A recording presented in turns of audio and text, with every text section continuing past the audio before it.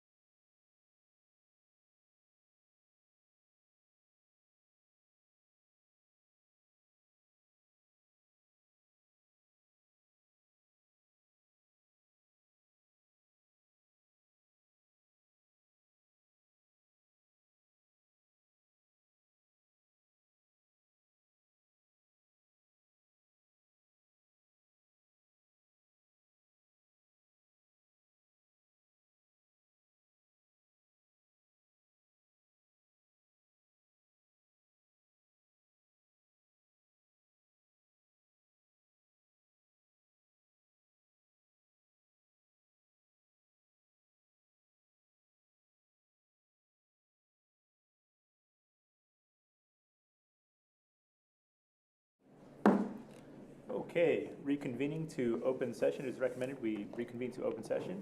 We'll move on to item number 2, which is the flag salutes. So, Board Member Laura Guerrero Salgado has the honor of announcing this month's flag salute. Good evening, everyone. I would like to invite Lucia Rodriguez up to the podium to lead us in this evening's flag salute. Before she starts, I would like to share some kind words her principal, Kelly. Oh my God, Mashad, I am so in trouble. Sorry for butchering your last name. Shared with me. McKinley Elementary is honored to introduce Lucia Rodriguez, a dedicated and tenacious fifth grade student. Lucia refuses to see barriers. She pushes past every challenge with determination and grit.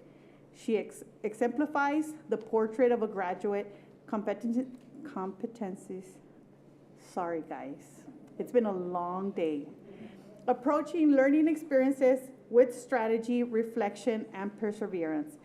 A true lifelong learner, Lucia's commitment to her studies and extracurricular activities is truly remarkable.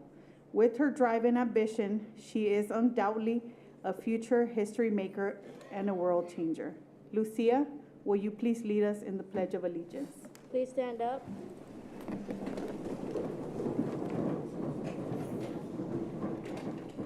Put your right hand over your heart. Salute, pledge. I pledge allegiance to the flag of the United States of America and to the republic for which it stands, one nation, under God, indivisible, with liberty and justice for all.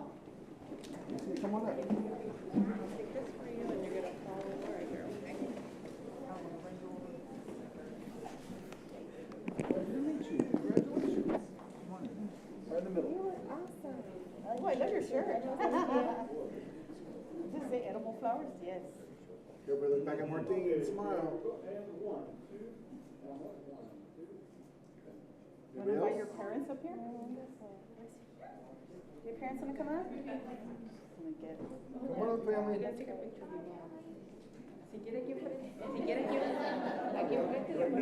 Que se venga a tomar una foto.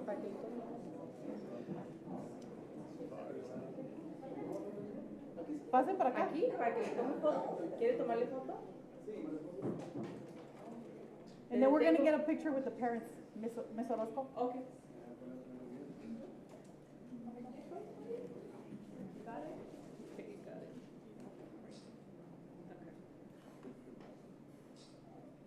Okay. ¿Quieren tomar foto con ellos? ¿Con su hija? Sí. Ah, sí, pásale.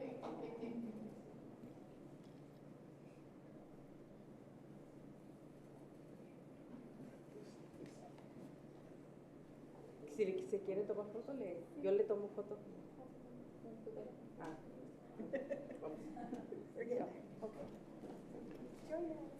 Okay. Little brother.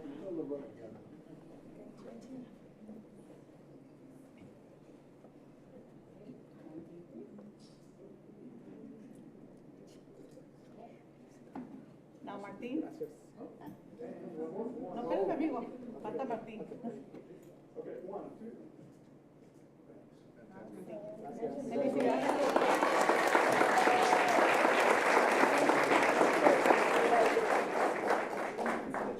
Thank you.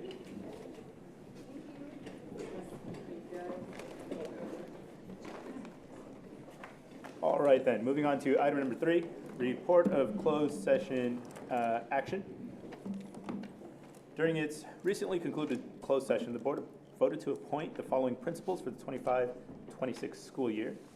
Teresa Rambula, principal at Mount Vernon School, the vote was unanimous. Lori Morris, principal at Fremont School, the vote was unanimous.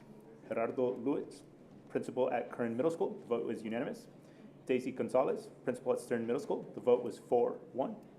In addition, by a vote of 5-0, the board approved the settlement on a special education dispute in the matter of student versus Bakersfield City School District OAH case numbers 20241200951 GP versus BCSD. Moving on to item number 4, Excellence in BCSD Employee Recognition Program.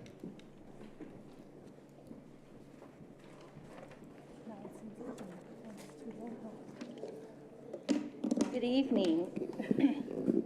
It is my pleasure each month to introduce to you the recipients of our BCSD Excellence in Education. These are employees who exhibit our district values and have a huge impact on our students' education. So first, I'd like to introduce all the recipients for our category of caring. Please welcome and congratulate Pedro Peñaflor. He is a campus supervisor at Franklin Elementary.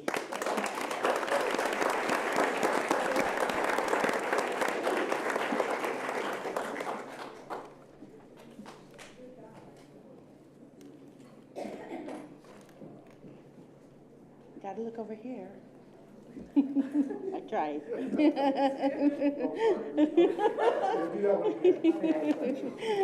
Okay, and also in caring, please welcome, congratulate Nadia Rodriguez Ramos, teacher at Williams Elementary.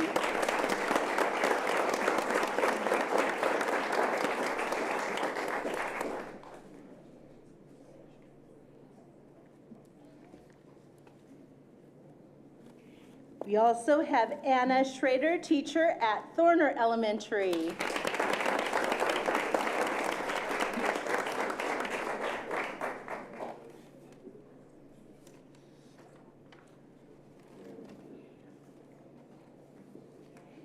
And Lisa Bourne, clerk from our Curriculum and Instruction Department.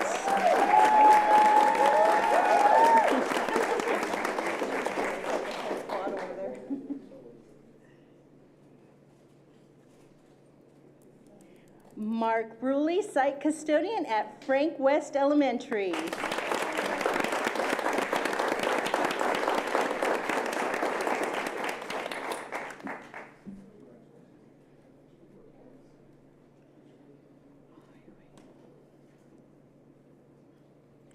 And Sarah Hessler, school nurse from School Health and Wellness.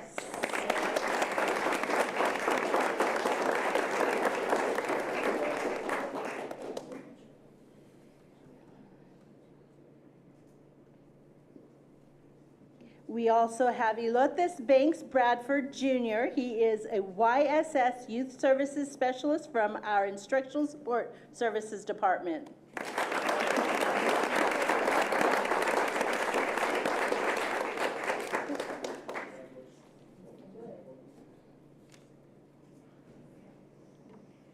Okay, moving on to the category of collaboration. Please help welcome Tara Richter, teacher from Jefferson Elementary.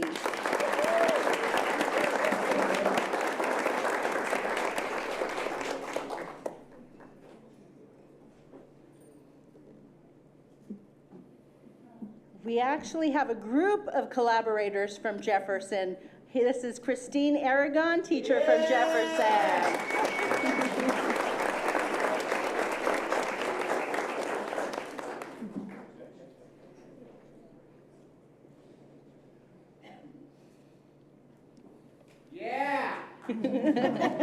And Mary Johnson, teacher from Jefferson Elementary.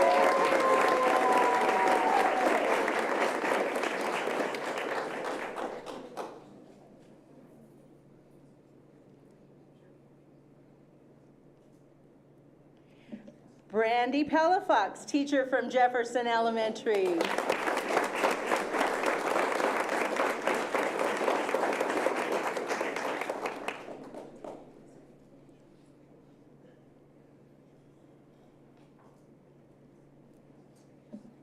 And Cynthia Martinez, teacher from Jefferson Elementary.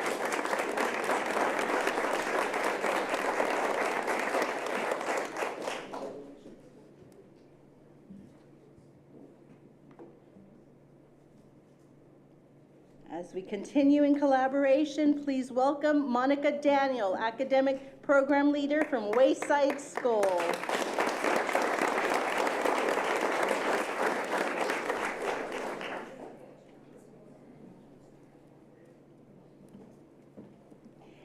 And Sandra Medina, teacher from Longfellow Elementary.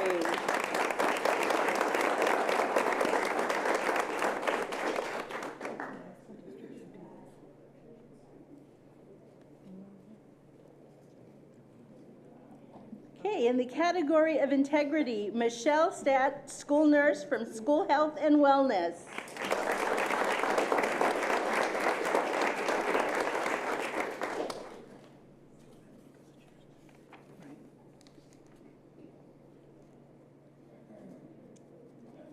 And Jamie Pack, cafeteria playground activity leader from Jefferson.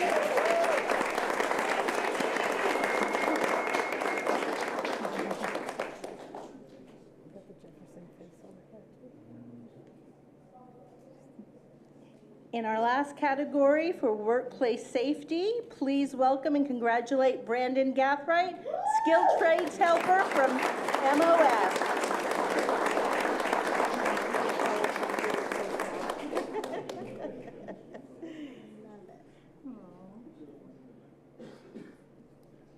And we also have Gabriel Solis, campus supervisor from Harding Elementary.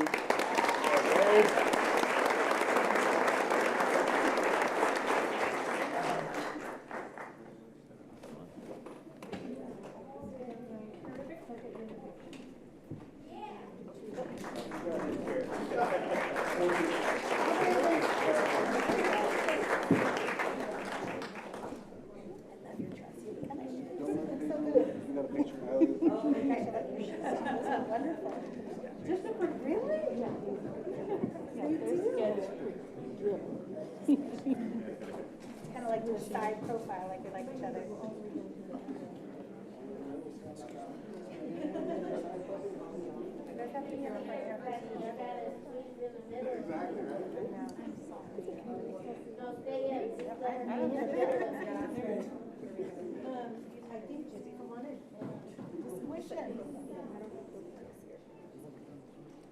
Like drop, turn sideways.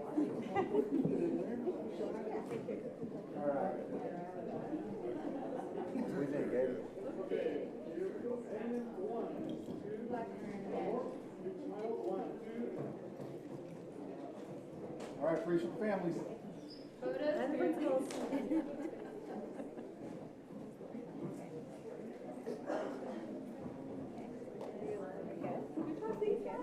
Don't move yet.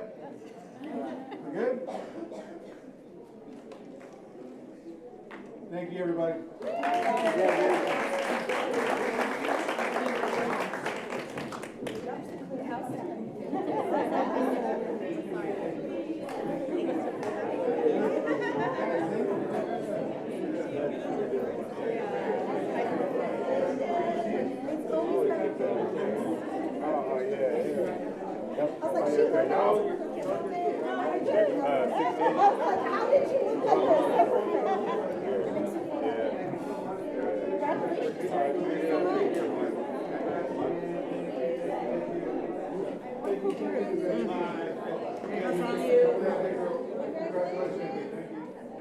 And new faces. Sometimes we see the same people, so this was nice. It's very refreshing. Okay. All right, let's do this. Oh, that's very cute. She's always so proud of all the time. She's so See some of the custodians still around that I hired way back, you know, and it's like, yeah, That is everybody. gentleman Mark. We need to call our people from over there. That's awesome. Yeah, it's good. Especially public comment. Yes.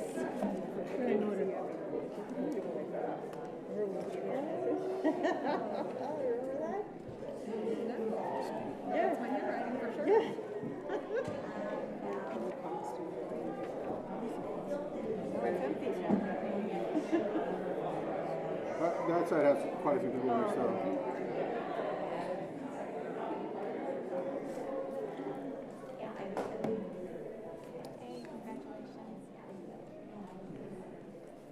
See you next month. Because next month, don't you think? Yeah, it's the whole principal thing. Yeah, right. Okay, I didn't want to say it too loud. So like, I'm not doing that anymore. Too many principals, we're not doing that. No, you're right.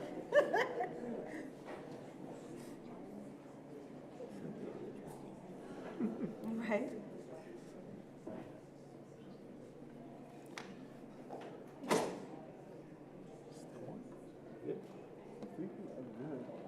Okay, we're going to move on to item number 5, that is public comments. To our visitors, members of the public may request that items be placed on the agenda of any regular board meeting. The items must be directly related to school district business. Items placed on the agenda by the public will be for information and discussion so that the board may be advised of the views of the community. Individuals may address the Board of Education by completing the form provided at the door and submitting it to the administrative assistant prior to the start of the meeting. In order to run an efficient meeting, the board is not able to take questions or comments from the floor. The total time allotted for an individual to speak to an item shall not exceed 3 minutes and shall not exceed 15 minutes on any one subject. In order to ensure that non-English speakers receive the same opportunity to directly address the board, any member of the public who utilizes a translator shall be provided twice the allotted time to address the board. Our first one is going to be Lila Perez.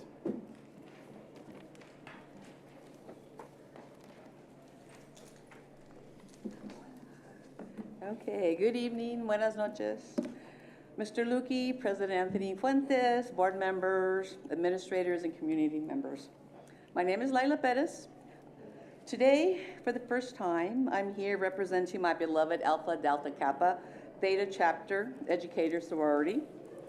And as the current president and co-chair of the 55th Annual Juliet Thorner Awards ceremony, along with my co-chair, Kathy Kozlowski, I would like to take a moment to express my and our members' gratitude for the support from Mr. Luque and his BCSD staff, from Jose in communications to Andrea, to Sandy, and to Mike Stone, and to Mike Frazier, to everyone. It's been really, really an awesome experience. As Mr. Luque has said this throughout the entire school year, communication is important, and it's made a difference this year. Communication is super important. We are grateful for the work of the principals because all, capital A-L-L, submitted their award winners by the deadline. We are also excited for our middle school and our high school scholarship recipients because this year we increased the amounts of those scholarships. And that's, once again, thanks to Dr. Julia Thorner. And in conclusion, we are so proud of the great work that our BCSD teachers provide for our BCS students because they continue to shine in the Kern High School District. In fact, this year, with the hard work of our members, we had girls from Miramonte apply. Ooh. We had a student from South High, East High, and BHS. And we're working on that. We want applicants from every single high school. Because who knows, they're here for 8th grade and they might move to Liberty or they move to, but it's getting the word out. It's getting the word out. So a reminder, our event will take place next Monday on May 5th, Cinco de Mayo, here at the BCSD Auditorium at 7 p.m. And in fact, thanks to Mr. Stone, we will have mariachis from Compton Junior High led by Mr. Osuka. Thank you. Thank you very much. Up next is Kathy Kozlowski.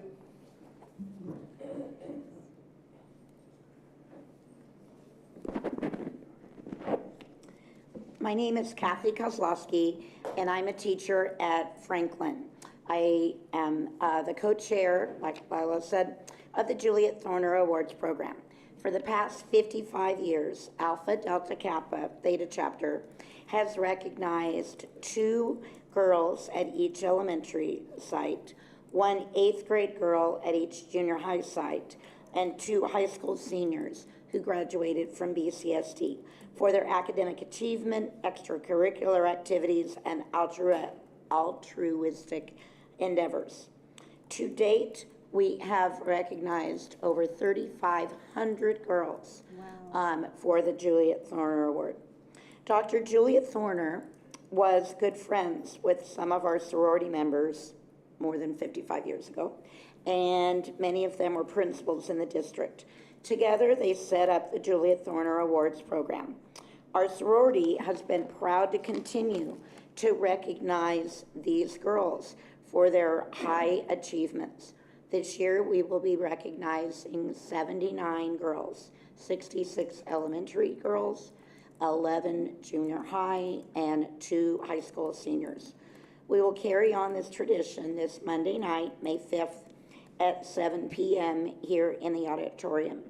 This year, we were very excited to have over 17 high school seniors apply for the 2 $1,000 scholarships.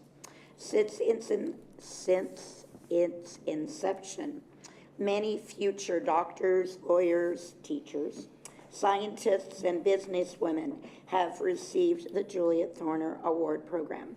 Maybe next Monday night, you will see the future governor, future mayor, future president of the United States receiving the Juliet Thorner Award. And we hope that all of you will be here on Monday night, May 5th, to recognize the girls for their achievements. Thank you very much. Thank you, Kathy. Up next is Kashanti Williams.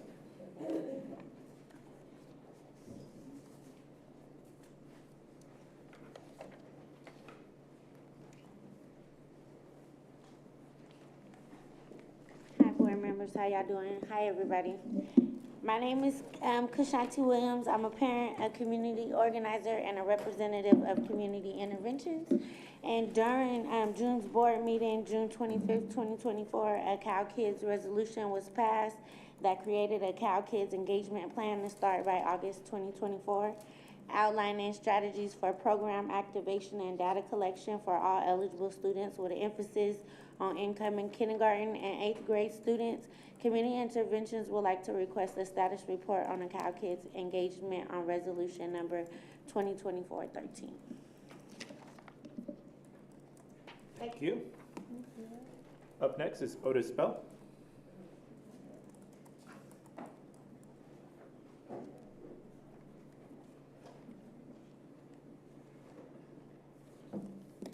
Can we adjust the microphone for him? Hello, hi, my name is Otis Bell. I work for Community Interventions. I am a community organizer and I'm a proud parent. I am coming to you today to talk about restoring student restroom access. Schools are lacking restrooms during school hours. This is quite troubling for a lot of students and parents. I believe using the restroom should be a right and not a privilege. We have gathered over 200 and something signatures from students and parents. Please help us make a change. I know we can do better. Thank you guys for the letters you send out. How can community intervention support students in having a better school climate? I thank you guys for listening. Have a nice day. Thank you, Otis. Moving on to Amanda Burnett Smith. Hi, good evening. My name is Amanda Burnett Smith. I'm a nutrition assistant level 3. I'm here to voice my concerns about the hour changes that's being proposed. I'm not in full favor of that because it impedes, and I myself have multiple jobs. Other nutrition assistants have multiple jobs. Some of them couldn't be here tonight because of that. Also, some of them have little children at home, and it may cause a problem with childcare.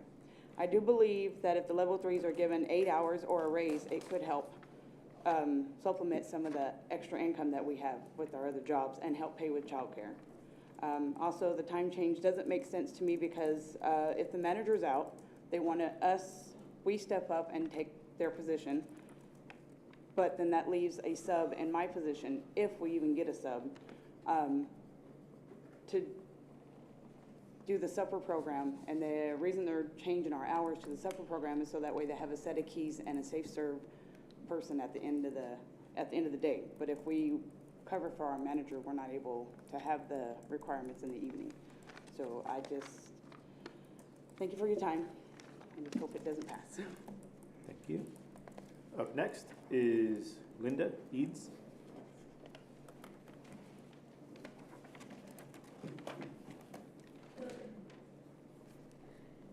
I'm very nervous. Okay. Mr. Lukey and members of the board, my name is Linda Eads, Nutrition Assistant Level 3 at Compton Junior High. I would like to let you know that many of us nutrition assistants, they don't make it to the meeting, as you know. But We're tired, we're rushing all day long. We need 8 hours like our kitchen managers. Changing our duty hours to cover new programs is not the solution. We're always on a schedule. We have a time crunch from the minute we walk into the kitchen to the second we walk out. If we get behind, we don't get to tell the kids, sorry, we're not ready, come back later. Everything has to be done and ready on time. Many of us don't even have time to take our lunch because there's so much to do and so little time. Many of us use our 30-minute break as a quiet time to do paperwork with no interruptions. We need our hours increased, not reduced or changed. Our responsibilities keep increasing. We need to know everything the managers know, plus we need to be able to take their place when they're out.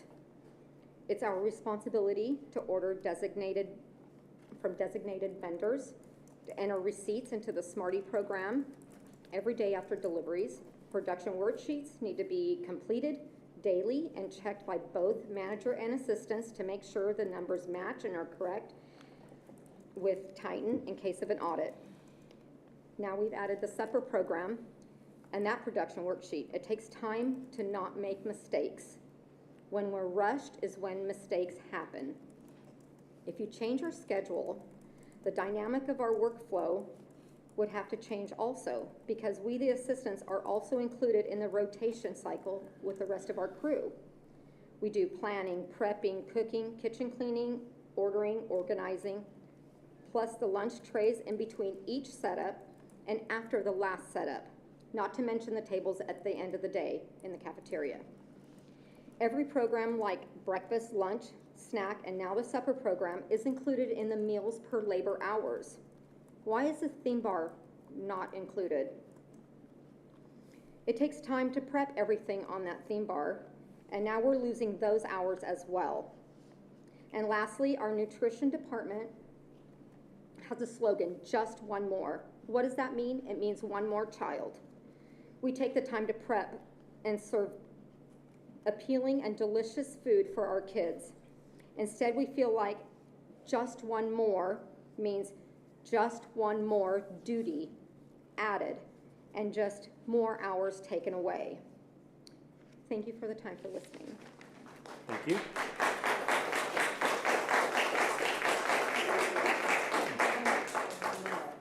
Up next is Carmen Aguilar.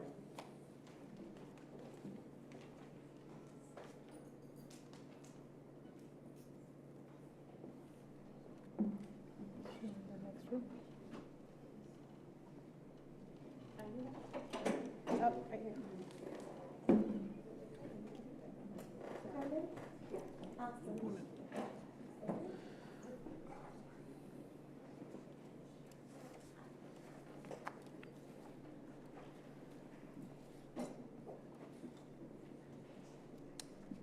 Hi, I'm Carmen Aguilar. I'm the mother of 8-year-old Ricardo Aguilar, who attended Roosevelt Elementary. It's been over 6 months since Ricardo got hit and killed on Hopi and Bank, and nothing has been done. How many more families have to go through this for changes to be made? You know, this area has been an issue for quite some time, and stop signs are not working, and if speed bumps were to be placed, this can help drivers be more cautious, and we'll have to slow down. Something needs to be done differently. That's all I got. Hi, my name is Josie. I'm Alejandro Vargas's mom. He was killed on Niles and Park Drive. I'm here with Carmen. Us three mothers are supporting each other, trying to get something done in the school zones for no more children to be getting killed. We're requesting either more cross guards, either more protection with law enforcement, something where we mothers don't have to be burying our children while they're crossing the street while going to school. Hello, my name is Jasmine. My son was Angel Baruman. My son Angel was killed on Niles right before Park Drive also. All of our children were killed right around their schools. My son was on his way to Foothill High School. He was almost to Park Drive when he was struck by a car and left in the middle of the street. There are no, in my case, my child was not crossing the street. He was simply riding along the side of the street, but unfortunately, there are no sidewalks on that side of the street. I feel like for school zones, that's where our children should be the safest. And if we don't have things that are rudimentary, like sidewalks, we're putting our children in harm's way every day that they go to school. I feel like some of the things that we need in order to keep our kids safe are those basic necessities. We need safe ways for them to get to school. We need sidewalks. We need some kind of safe avenues for them to get there and get home. You know, in my case, buses were not available for him in the morning because he was going to CLC or CLC tech, something like that. So he had to be there really early in the morning. But I have another son who goes to Stern and wants to be able to walk or take his bike with his friends, and he can't do that because, one, he'd have to pass by the spot where his brother died every day. And two, that spot on Niles alone, I mean, is a problem area, you know? People race down the street, people, you know, drive erratically, and there's nothing there to keep our kids safe. I just kind of I don't know what we need. I feel like we need maybe more police presence. Yeah. Thank you. Thank you all for those comments. We don't normally make comment, but I did want to point out that we are organizing to go to City Council. I actually have been to advocate for behalf of the children that have been involved in accidents. So not tomorrow's City Council meeting, but the next one. So if you could please make sure that you leave your contact with us, I will be directly in touch with you. And I know that I also received a petition from Roosevelt with a number of parents that want to push this issue further. When I did go there last time, they did ask me to come back for the new board, so now would be the appropriate time to do so. I started the petition. I have 1,479 signatures already, and I am planning on going door to door as well to get signatures from parents. And I do have Leticia Perez on our side as well, so she has been who we've been speaking to regarding the safety for the pedestrians for our children. Thank you. Carmen, I do have your information. I will call you. Thank you so much. Thank you. Appreciate it. Okay, that concludes our public comments section. Moving on to number 6, approval of the minutes of the regular meeting on Tuesday, March 25th, 2025. It is recommended that the minutes of the regular meeting on that date be approved. This is Laura. This is Chris, I second. Thank you. All of those in favor? Aye. Aye. Aye. Okay, moving on to item letter D, reports of district organizations. Number 1, Bakersfield Elementary Teachers Association, Beta. Steve Comstock, president, is absent this evening, but we got your email, Steve. Number 2, Classified School Employees Association, CSEA, Chapter 48, Dinah Mae Jimenez, president.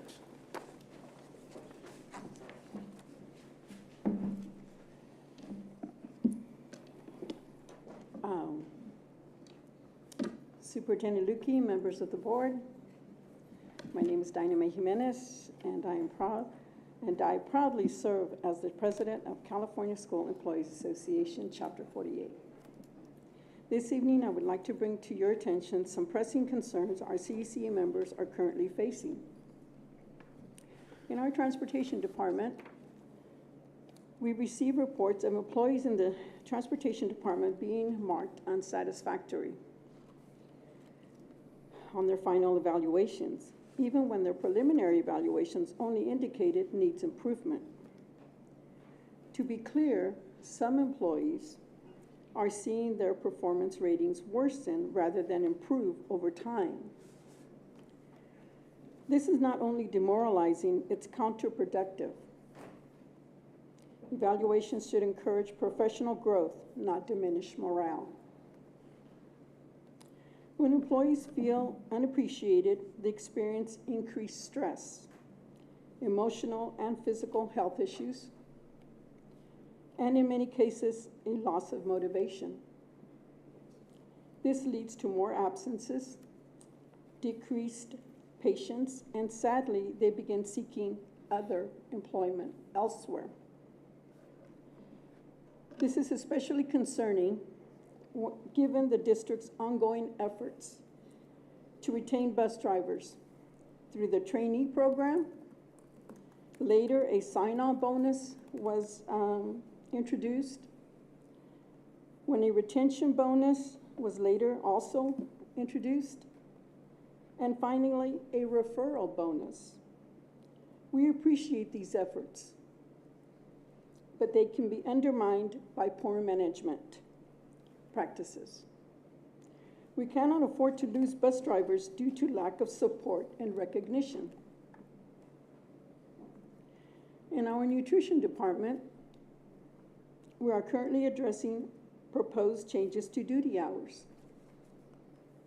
The district has presented CECA with a Memorandum of Understanding, MOU, to change the hours of nutrition assistant level 3, also known as assistant managers, from 9:30 a.m. to 4 p.m. starting next school year. This is a major shift. These employees play a crucial role in the morning with prepping and supporting kitchen operations, especially when a manager is out. Adjusting their hours will affect not only their schedules, but also student meal services. We were informed by Nutrition Director Eric Sabella that the supper program would bring an additional 1.5 labor hours to each site. Yet it's unclear where those hours went. Also worth noting, a side letter agreement signed in November 2024 stated these changes would be made on a kitchen-by-kitchen basis. This agreement must be honored. Regarding employment and human resources. Lastly, I would like to address an issue that's both troubling and disheartening. Rescinded job offers and transfers. On at least 2 occasions, employees were offered a position, accepted them, and then were later told those offers were no longer valid. In another instance, an employee submitted a transfer request, had it approved, and then was informed the transfer had been rescinded. Imagine the disappointment and confusion these employees feel. This erodes trust and damages morale. I urge more transparent and consistent communication between the Employment Department and Human Resources. We must treat our staff with respect and dignity that they deserve. I leave you with this thought. To see a tree grow, you have to feed the roots. Let's continue to nurture the employees who keep this district thriving. Thank you. Thank you. Up next, number 3, Labor International Union of North America, LIUNA, Local 777, Bob Boyd, President.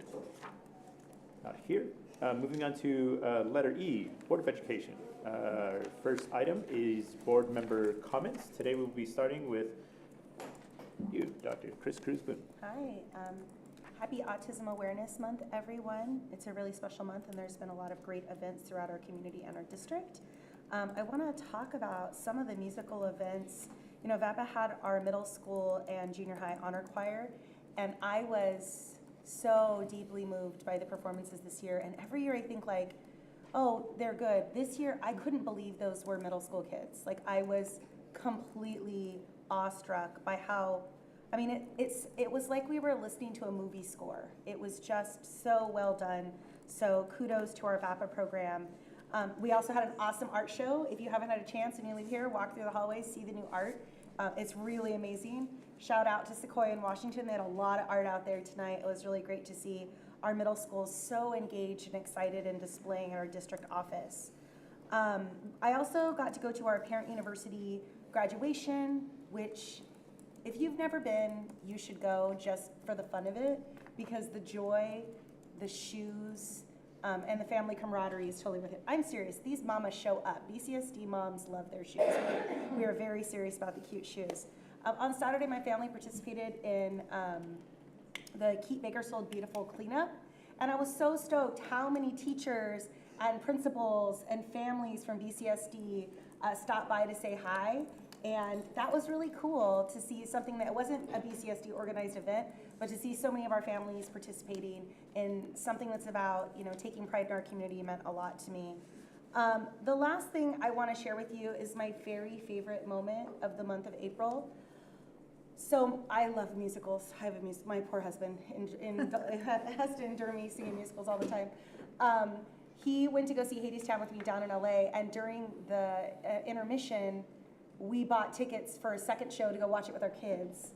And then when our son went on his 8th grade trip with Downtown Elementary, he convinced his class to go see Hadestown in New York. And my son and his best friend, who are both BCSD graduates, were in the show at BHS. So like the full circle of having my favorite show performed by my favorite tiny humans at BHS was so cool, could only be made better by me turning around and having 2 rows behind me filled with Washington Middle School kids who were so, and a couple Parent University parents who were also awesome.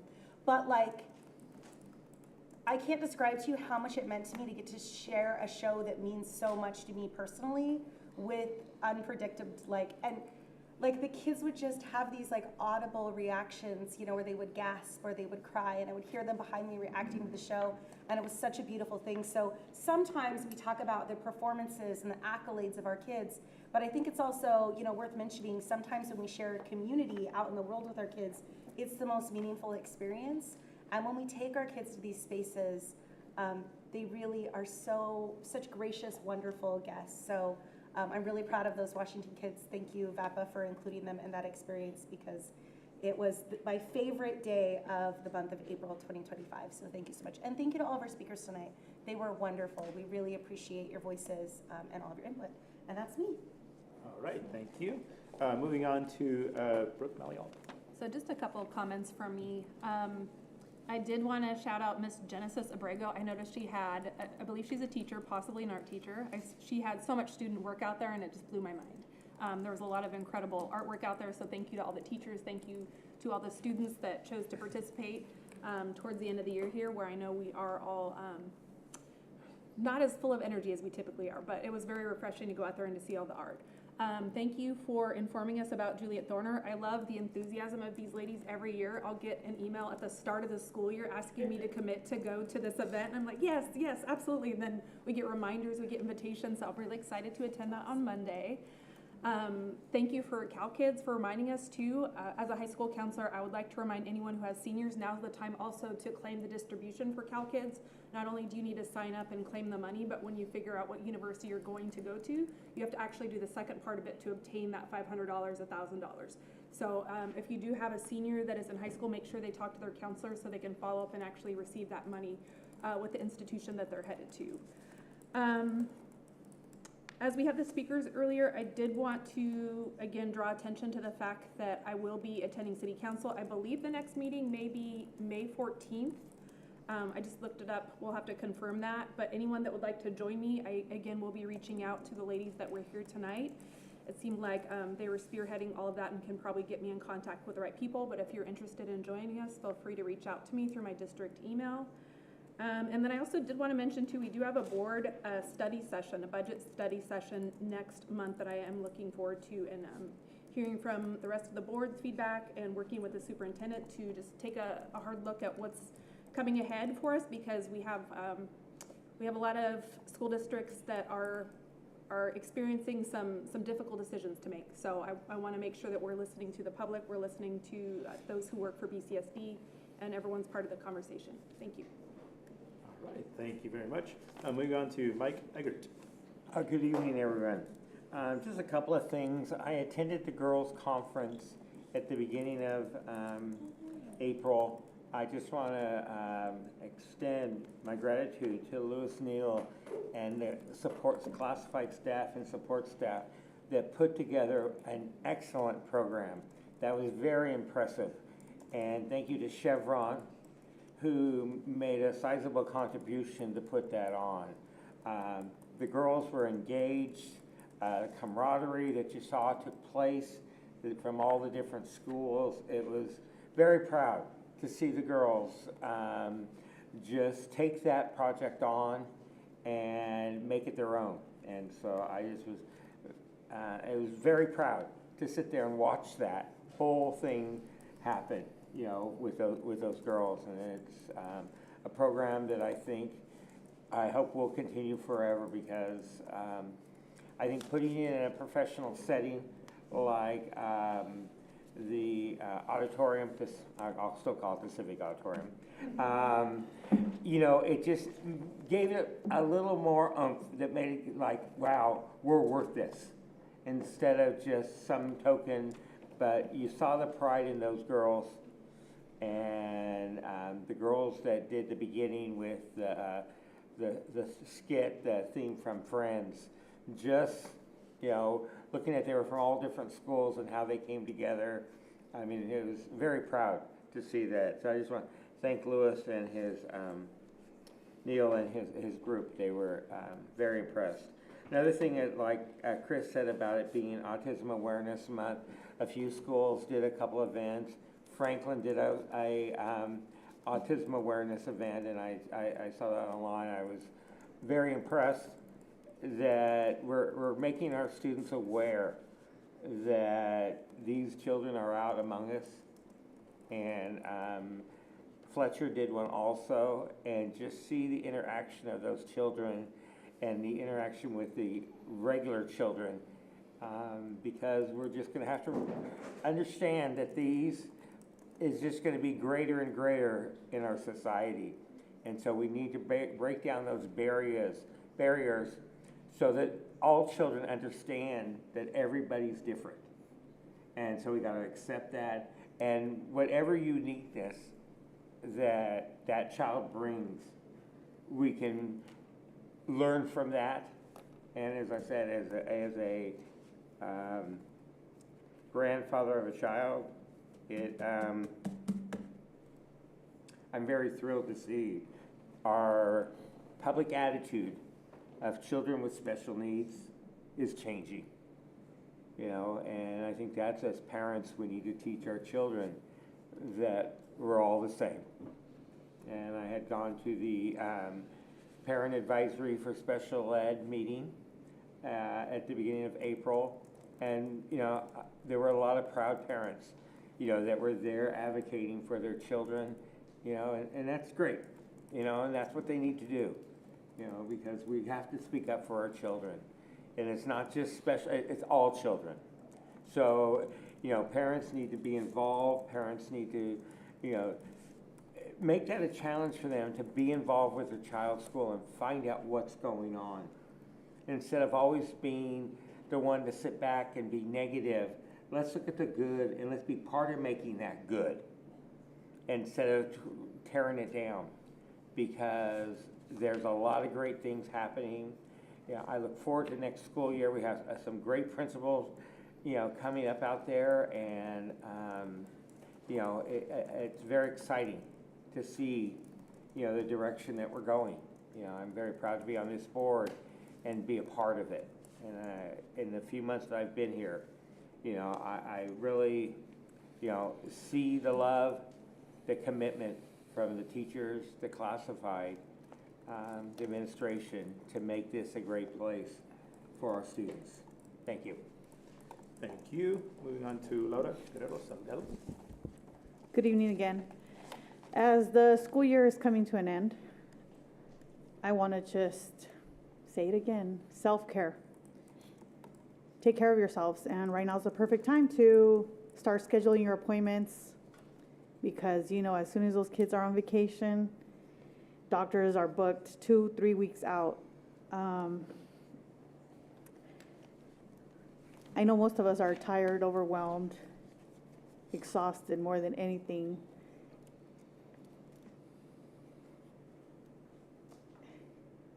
It's, for some of our kids, it's the hardest part. You know, this is school is their safe place.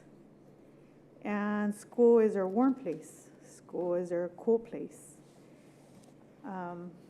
We are going to have summer camp. We're still doing enrollments, and there's a lot of good things coming this summer for summer camp, also known as summer school for our kiddos. So if you need more information, visit your local parent center.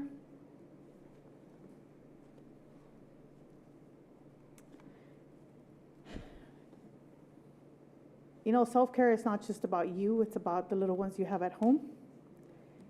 Self-care is not just the physical. Self-care is also about getting the right nutrients.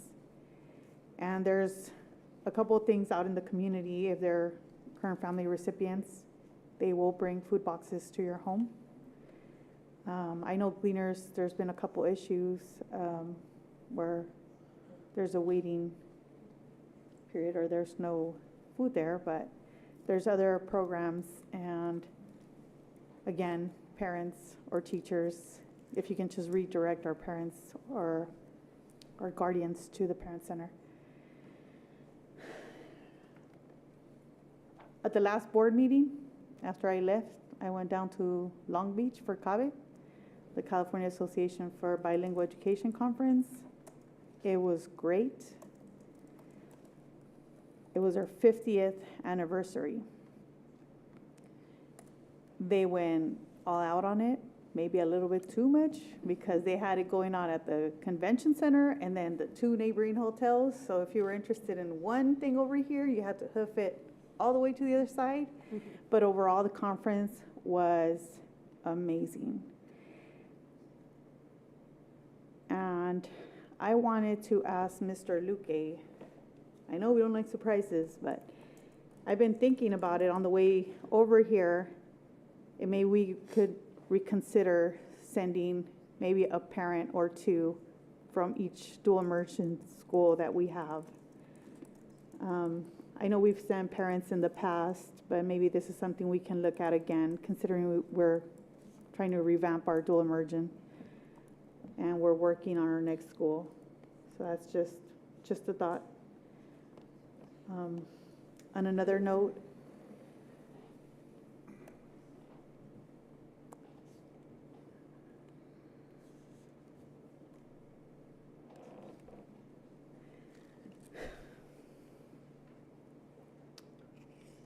I am serious about self-care.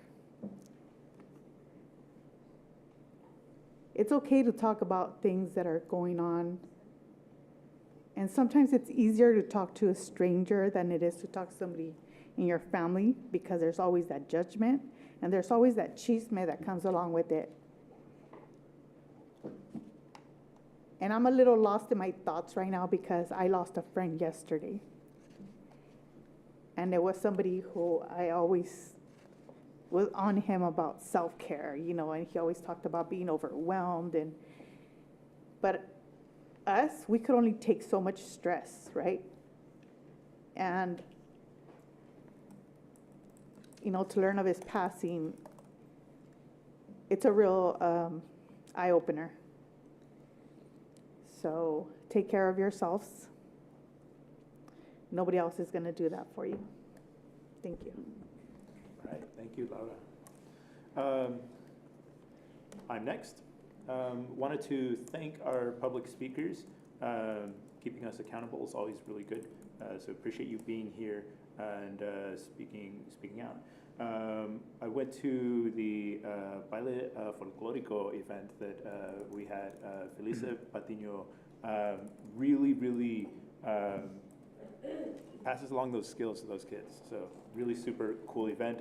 I was also able to go to the Autism Awareness Day event at Franklin.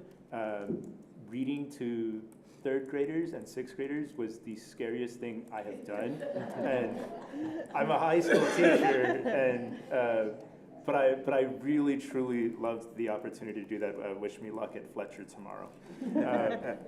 I also attended the Parent University event that CCB mentioned.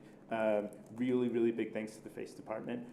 Beautiful event. And I'll just leave it at that, and we will move on. Thank you, everybody. Number 2 on our agenda section here is the superintendent's report. Mark Lukey. Thank you very much, President Fuentes. Let me begin, while the slides come up, by thanking our public comment speakers. I'll be in touch, and I will definitely respond with your request on the CalKids information. Holistically, we recognize that 1 month from now, at our next regular board meeting, we will have already completed our first graduation ceremony that morning. That's crazy. The end of the year is upon us, and the season of May, as we call it, is here, and all the late night events. And so, as I start tonight, I just want to, give thanks, and I'm going to start in with this. Give thanks to our staff. All of the events that have already taken place and that will continue to take place are organized by staff members who are so committed to our kids and celebrating greatness that they will put the time in, often without extra pay, to make sure our kids are celebrated and recognized for their outstanding achievement. And we have beautiful and amazing and talented young people that we have the great privilege to serve every single day. And I love the fact that we celebrate them across multiple forums in our district during the month of May. So this month I have a few updates. Next slide, please. I just want to walk through really 2 topics. The board has before you on your dais in your manila folder the documents related to the recommendations from the 3 standing board appointed committees. I'll talk about those in a second. First, next slide, I want to give kudos and achievement. Before I do that, review and remind our community of our values, vision, and mission, our values of equity, integrity, caring, collaboration, and personal and collective accountability. And we must ensure that all students are successful because of us. And sometimes kids need more, and why we argue about that, I don't understand. We should be giving kids who need more access and opportunity to that more. But we have to do that in a caring and collaborative environment. We must work together. We must care for each other because this work is hard. We need to honor and recognize the tremendously hard work our staff does every day to educate our kids, support our kids, connect with our kids, reach our kids, push our kids. But ultimately, we're all accountable that our work and our participation in the system of BCSD results in kids being better because of us. And going forward, I hope we can continue to live in that mantra and that mindset that because of us, our kids can do amazing things, and they are doing amazing things. Our vision is to be the model of educational excellence, equity, inclusion, and innovation. Our mission is to educate all students at the highest levels of academic excellence to become collaborative, creative, and critical thinkers, which ties directly to the portrait of a graduate. Next slide. So I want to give credit and kudos here to our school district attendance review board. Next slide for the picture. So credit to Jesse B., Dr. Tim Fullenweider, Lisa Beckman, Will Stallion. I believe that's the 4 staff members there, right? Yes. Got them all correct. Yes. They're the team that drives our model of SARB, School Attendance Review Board, where we are engaging and supportive and resource-driven to assist our families to resolve the barriers that exist that prohibit kids from coming to school. And for too many of our kids, it's perhaps mental health challenges or physical health challenges. And Lisa and Will do a tremendous amount of work to connect kids and families to resources of support. And yesterday, Dr. Fullenweider attended a statewide celebration down in Anaheim, Garden Grove, to celebrate our district's achievement as a state model for SARB. So congratulations. That deserves a round of applause for all of our staff. And the emphasis around SARB, School Attendance Review Board, is to reduce absenteeism and hopefully reduce students who are identified as chronically absent. So kudos there. Next slide. So our board appointed committees recommendations coming forward from this year's cycle of meetings. Let's walk through those quickly. So our multilingual education committee. The recommendation is to name Mount Vernon Elementary School as the 3rd dual immersion school site in BCSD for elementaries. It's expected that Mount Vernon will open its first kindergarten class in 26-27, allowing the 25-26 school year to be a planning year. And tonight the board took action to appoint a new principal to that campus, and later tonight in the HR report, the vice principal is listed as well. I think it's a tremendous move in the right direction for a campus with expertise to help shape and lead the program going forward, in addition to pushing the English-only program to newer heights. Second is the recommendation that the district adopt the Galleria 1 and 2 curriculum from Vista Higher Learning as the Spanish language arts curriculum for our middle school, grade 7 and grade 8 dual immersion program. And the third recommendation is that BCSD continues its partnership with Cal State University Bakersfield to grow our dual immersion teacher cadre with an opportunity for up to 15 current classroom teachers to complete the required bilingual authorization program. So that for the board to consider as we go forward and bring that back in future months. Next slide, please. The District Culture, Climate, and Safety Committee.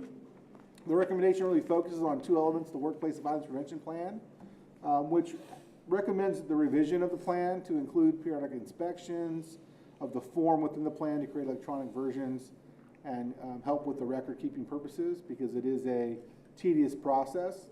Really focus on addressing the type 2 entries. These are the student entries, student to adult incidents, to where we can be very, very careful and intentional with how we document and how we then respond with respect to our special education students.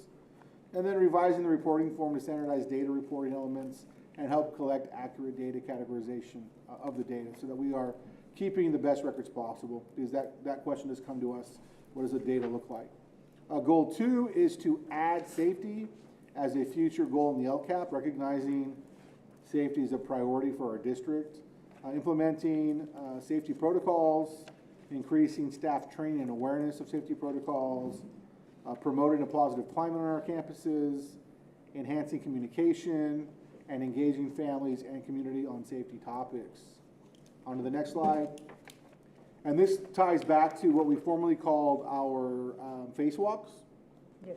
And so bringing that process back through the District Culture, Climate, and Safety Committee to reflect upon the feedback within the rubric, scale down the rubric to some degree in order to ensure that the process can be completed in under 90 minutes so that we have an efficient process with good data to be able to improve the areas in our campus related to safety, but also related to school culture. As we oftentimes will hear about how our office teams respond to our guests in our campuses, etc. So we want to make sure this process occurs across all of our school sites going forward next year, and can be done with our school site councils and our English Learner Advisory Committees at the school site, led by the principal and support staff.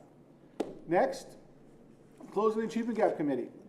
So several recommendations here. Recommendation to provide students with historical context of African American students and the history of African Americans. Recommendation to develop African American curriculum to be offered to students. Recommendation to improve outreach to community partners to assist and support in improving engagement and relationship building with families. An example of that is how do we partner with our community agencies to better connect with families that frankly won't come to us. We got to get better at that. Recommendation to develop training opportunities for staff members to ensure culture responsive teaching practices are implemented in all schools.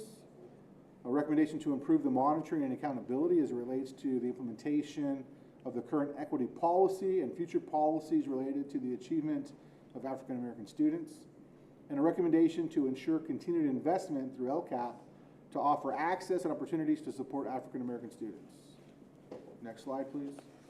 And I'll conclude with this. Again, later in the board agenda, we have 3 resolutions to recognize and celebrate the hard work of our staff, our cafeteria workers, our classified employees, our teachers who day the teacher.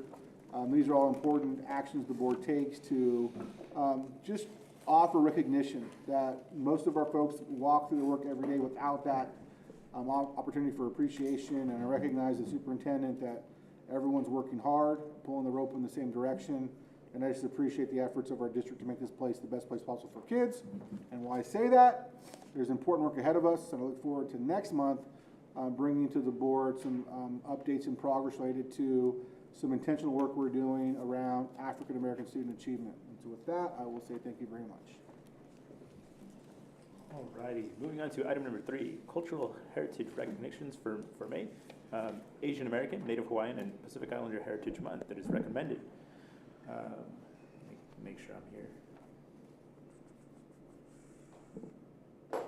a recognition type. So, Mark? Thank you. Bakersfield City School District is observing Asian American, Native Hawaiian, and Pacific Islander Heritage Month from May 1st to May 31st by celebrating the contributions and influence of Asian American, Native Hawaiian, and Pacific Islander Americans to the history, culture, and achievements of the United States. Asian American, Native Hawaiian, and Pacific Islander heritage was first celebrated in 1978 and became a month-long recognition in 1992. The month of May was chosen to commemorate the immigration of the first Japanese to the United States on May 7th, 1843, and to mark the anniversary of the completion of the Transcontinental Railroad on May 10th, 1869. The majority of the workers who laid the tracks were Chinese immigrants. California is one of the states with the largest Asian American, Native Hawaiian, and Pacific Islander heritage American populations. Understanding their history is an integral part of celebrating Asian Americans, Native Hawaiians, and Pacific Islander Heritage Month. The Board of Trustees encourages all staff and families to visit our BCSD Cultural Heritage Guide, located on our district webpage for activities and resources to honor, recognize, and celebrate Asian American, Native Hawaiian, and Pacific Islander heritage. Thank you. All right, thank you, Mr. Lukey. Moving on to item number 4, resolution designating Day of the Teacher. It is recommended that the resolution designating May 14th, 2025 as Day of the Teacher be approved. This is Chris, so moved. Thank you. This is Laura, I second. Thank you. All of those in favor? Aye. Aye. Moving on to item number 5, resolution designated Classified School Employee Week. It is recommended that the resolution designated May 19th through 23rd, 2025 as Classified School Employee Week be approved. Make a motion. Thank you. And second. Thank you. All of those in favor? Do we Aye. do, oh, Go ahead, Chris. Sorry. I was just Discussion. gonna ask, does the district do anything in particular for that week to honor our classified staff? I don't know. Is it like does site supervisors will do it or defend something? Typically, like site by site, they'll plan their celebration. I know Carla's in here, and like Franklin always does a really good thing Luncheon? at their school site where she has a MC that she'll pick from the district, and she like recognizes and celebrates the achievement of each classified staff member on her campus. So department to department and school site by school site, it's up to each site how they roll that out and how they celebrate their site. This is the month where we hear about food trucks and taco trucks at school sites, and we encourage Yes, we do. principals to remember the rules of having those things approved. So, Give yes. them their tacos, come on. Any other discussion? Thank you, sorry. Okay, all of those in favor? Aye. Aye. Moving on to item number 6, recognition of May 2nd, 2025 as School Lunch Hero Day. It is recommended that the resolution designated, it is recommended that May 2nd, 2025 be recognized as School Lunch Hero Day. I'll move to approve. Thank you. This is Chris, I second. Thank you. All of those in favor? Aye. Aye. Item number 7, resolution to designate May as Mental Health Awareness Month. It is recommended that the resolution to designate May as Mental Health Awareness Month be adopted. This is Laura. Wait, second. Thank you. All of those in favor? Aye. Aye. Moving on to item number 8, board policy discussion. So this is a discussion item, naming of schools 300.34. Yes, I'm the one that asked this to be put on the agenda. You know, as we look at, you know, down the road a couple of years, opening a new school, and always comes up is how do we name the school? And I really look at the history of our district of, you know, we come and go from naming it after individuals to naming it, you know, after trees or different parts of, policy states that it could be named after a living or deceased member of the community that has contributed to the community or to our school district, or a national figure or an author. And as you see, a lot of districts throughout the country have switched from naming it after people to naming it geographical areas and becoming actually less controversial overall. I mean, if we look at our schools, and I ask any of you that have been around for years, you know, who is Ruth Harding? You know, actually, who is Stella Hills? You know, they have a significance for probably the first 10, 15 years on who they were, but there's no emphasis on them after that. So the meaning of the school really doesn't have, it loses it, unfortunately. It's just the way that our society is. The people get forgotten. You know, we look at Carolyn Harris, you know, the first principal at Roosevelt. You know, and it was literally, the only reason why I know that is because what we couldn't figure out is the school's over here, but her portrait was in a closet at Roosevelt. You know, until we did some research and found out, well, she was the first principal at Roosevelt. Or you look at Eisler, and who was he? He was the architect that rebuilt, was the person that rebuilt the schools after the 52 earthquake. Well, try to explain that to a fifth grader. What's the 52 earthquake? And so it had a significance back then. But I think that what we need to do is look at the board policy and look at how we name it, and name it as more of a geographical and how it contributes to the community than an individual, because it just really loses its emphasis after a few years. Thank you. I feel like we're making a pretty large generalization to say that no schools celebrate who the school's named after. As somebody who did work for the district before and who was a history teacher, we did do research and celebrate who Bernice Chipman was. So I don't like limiting our options personally. I feel like I would be open if we do get to that point where we need to name a school. I don't like narrowing down the options for future boards. I'm just curious, like, what your worst case scenario is for this. Like, what are you afraid is going to happen? I just don't want it to be a big controversy, because we could potentially have about 10 individuals right now that would be worthwhile to name a school after. And if we look at when a school was named after an individual in the 80s, in the 90s, it became very controversial for this board, you know, to name it. And I just don't want to go that direction so that someone's not going to be happy, you know, and it loses its purpose when there's a shadow in it, where it's like, you know, yes, all these people contribute equally, but what makes one person greater than the other? The person that speaks up the loudest? You know, that's just the way, you know, the way that I had, you know, looked at it and looked at the history, and also other school districts throughout the state and what they've done with the policy that dealing with naming the schools. I don't see us renaming any school or going back, no. You know, but I just think that we need to have an importance on naming a school has to have a purpose that is long-term. We are a unique school district too, though, where I like the idea of there being the possibility to name schools after individuals who look like the students, who are representative of the population of students that we serve.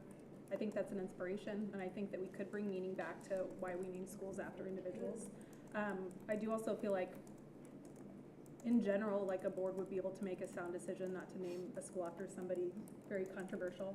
But I mean, right, we're not gonna always please everybody, but I don't know if it's more significant to name a school after a geographic location. I think that the only way we would know if there's actually meaning found behind these names is if we spoke to the principals or what's happening at the schools. And like I said, as somebody who has worked for the district before, we did celebrate who the school is named after. I was thinking when I read this policy after you brought it up, it's actually kind of limited. Like, I can't remember the name of the guy who invented Gloomhaven, which is one of the most popular board games in the world, but he's from Bakersfield and he went to BCSD. It'd be awesome to name an elementary school Gloomhaven after that board game, but you can't because it's not outlined in the policy. Just say, we could go completely unorthodox. No, it's just something, to put out there, It's worth talking about. It's a discussion. Yeah, but I think we can, within the guidelines of the policy, I'm sorry, go ahead, Anthony. I didn't mean to- I'm looking at the policy and I would agree. There's no input for community here as well, not to open a giant can of worms. But I did see that happen in other districts before, which can be nice. Well, it says individuals living or deceased who have made outstanding contributions to the Bakersfield City School District and or the Bakersfield community.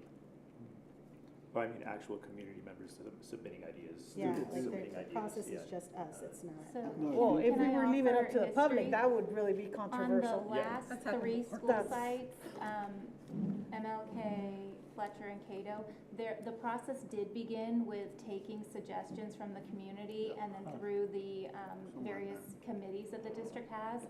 So they fed up suggestions, and then the district had a school naming committee that then further vetted and reduced those to bring forward a list of recommendations to the board. And then the board could go off of those recommendations or they could go in their own direction. But that is the most recent history of the most recently 3 open schools. That's useful. But all these schools that have a name that's maybe not so popular right now, it's history though. It's Bakersfield history. And if I understood correctly, Ms. Malley, what you were saying is like maybe just look at it again and just freshen up. And who is Voorhees? Who is Harris, for these new kids? I don't know. Actually, history can get tricky. Most of them were principals. We're former principals, and as well as John Compton, former superintendent. So I mean, there's history out there. Maybe just. I mean, I also think, I really thought you were gonna say like, the problem with names is that sometimes people are not good people and we don't find out for a while. And I think that we're learning in this current society, that's kind of true. So I mean, I think there are a lot of arguments to be made why maybe names might be complicated. And I mean, that's an argument I would be open to if we ever have to name a school. I don't even think we need to change the policy. I think you could just say that and we'd be like, yeah. Sure. Right. I just wanted to kind of put it No, out it's a there good point, as though. something we're going to have to deal with soon, within a couple of years. So, but to have that discussion when it isn't during a time where it's like we have a lot of different opinions and stuff that from outside. Well, I kind of like the last process where there was input from the public and it went from, let's say, 30 names down and everybody had the opportunity. And then ultimately the board makes the decision. And let's say it was 5 names that were on there. Hey, don't be mad, public. You guys were the ones that brought these 5 to us. It's just giving everybody an opportunity because at the end, they are our community. And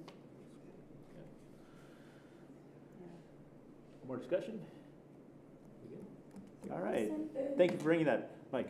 Moving on to item number 9, ESSER 3 spending plan update and recent federal policy change. Yeah, so I'm going to start and then Ms. Gladden is going to take it over here. So appreciate first and foremost the board's flexibility as we have, we received shocking, well I shouldn't say shocking, disappointing news on March 28th from the federal government that the ESSER dollars that had been allocated and committed to projects were instantaneously ended, and that the federal government was going to take back all that money. That followed up with a letter from the State Department of Education April 4th, qualifying that that was the federal policy change, but the state was identifying avenues to go forward. I want to thank Dinah May Jimenez and Steve Comstock and Bob Boyd, who met with us last Thursday to review this entire process. And recognize also that California is one of 14 states that has filed a lawsuit to change the policy, to continue to commit to the projects that have been approved all along the way by each state's Department of Education. And I will share that BCSD is one of 62 districts in California who are impacted by this. Again, the disappointment, although not shocking, is real in that these dollars met every threshold of approval, and we are well on our way to completing the HVAC conversions from chiller systems. That's where these dollars have gone through. Some of the projects are already complete, but because of technical language by the feds, those two are impacted by this policy change. I will share that tonight on the agenda that was released on Friday are 3 documents that I encourage you all to read. It's the letter from Senator McMahon noting the change. It's a letter from the CDE impact or notifying us of our potential impact. And it's the updated ESSER 3 plan that we are bringing back to the board tonight for discussion. And we will bring back next month with the request for approval, just to have full transparency and dot every I and cross every T related to, we've always been transparent since 2021, we've talked about these dollars being dedicated to converting old chiller systems where classrooms are either too hot or too cold into independent air conditioning and hidden classrooms. What our kids deserve. Yet, we are in the middle of this federal policy predicament where it doesn't seem like what's best for kids is what guides their decision making. So tonight I'll turn it over to Mrs. Gladden to kind of go through the details. Very little lifting left for me on that. Thank you. Thank you for the opportunity to bring a very brief informational update regarding the federal policy change that Mark has referenced.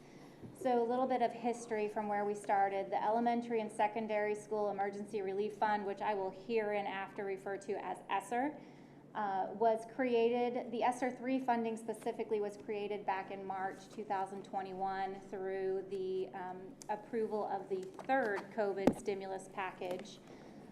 It came with conditions for participation. BCSD was required to create a safe return to in-person instruction plan, as well as an ESSER 3 expenditure plan to outline how the district would utilize those dollars towards the allowable uses within the established law and to promote learning recovery and safer and healthier environments amidst the COVID pandemic. The district's expenditure plan was approved in October of 2021. Over the past several years that this funding has been in play and applicable, it has been updated 3 times. So to keep it current with our changing spending needs or priorities over that time.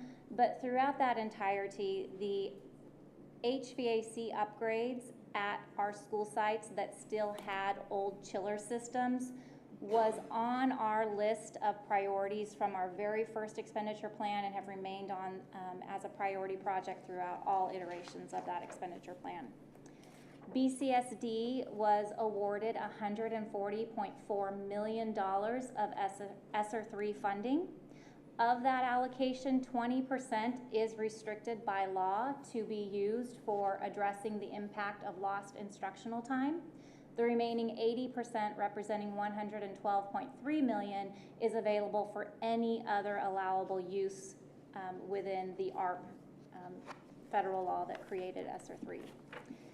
BCSD's ESSER expenditure plan can really be summarized into 3 main categories: health and safety measures, academic supports, and operational continuity, with the majority of our ESSER 3 dollars going towards health and safety measures, approximately 50% towards that goal, with the biggest portion of health and safety measures representing our HVAC projects. The district has made a very large commitment to these school sites and towards upgrading the learning environments and the HVAC systems at those school sites. Project estimates in total for the HVAC upgrades is $71.5 million, with $65.7 million of that being supported from ESSER 3 funds, which was a perfect match to one of the allowable uses under ESSER and one of the promoted uses of ESSER dollars, which was inspection, testing, maintenance, repair, replacement, and upgrade projects to improve the indoor air quality in school facilities, including mechanical and non-mechanical heating, ventilation, and air conditioning systems, filtering, purification, and other air cleaning, fans, control systems, and window and door implements. That's straight out of the ARP language. So BCSD followed the process for designating use of the ESSER $3 and proceeding forward with the HVAC projects. That started back in the 2021-22 fiscal year with the planning phase, and that included getting pre-approval from the California Department of Education for those HVAC projects.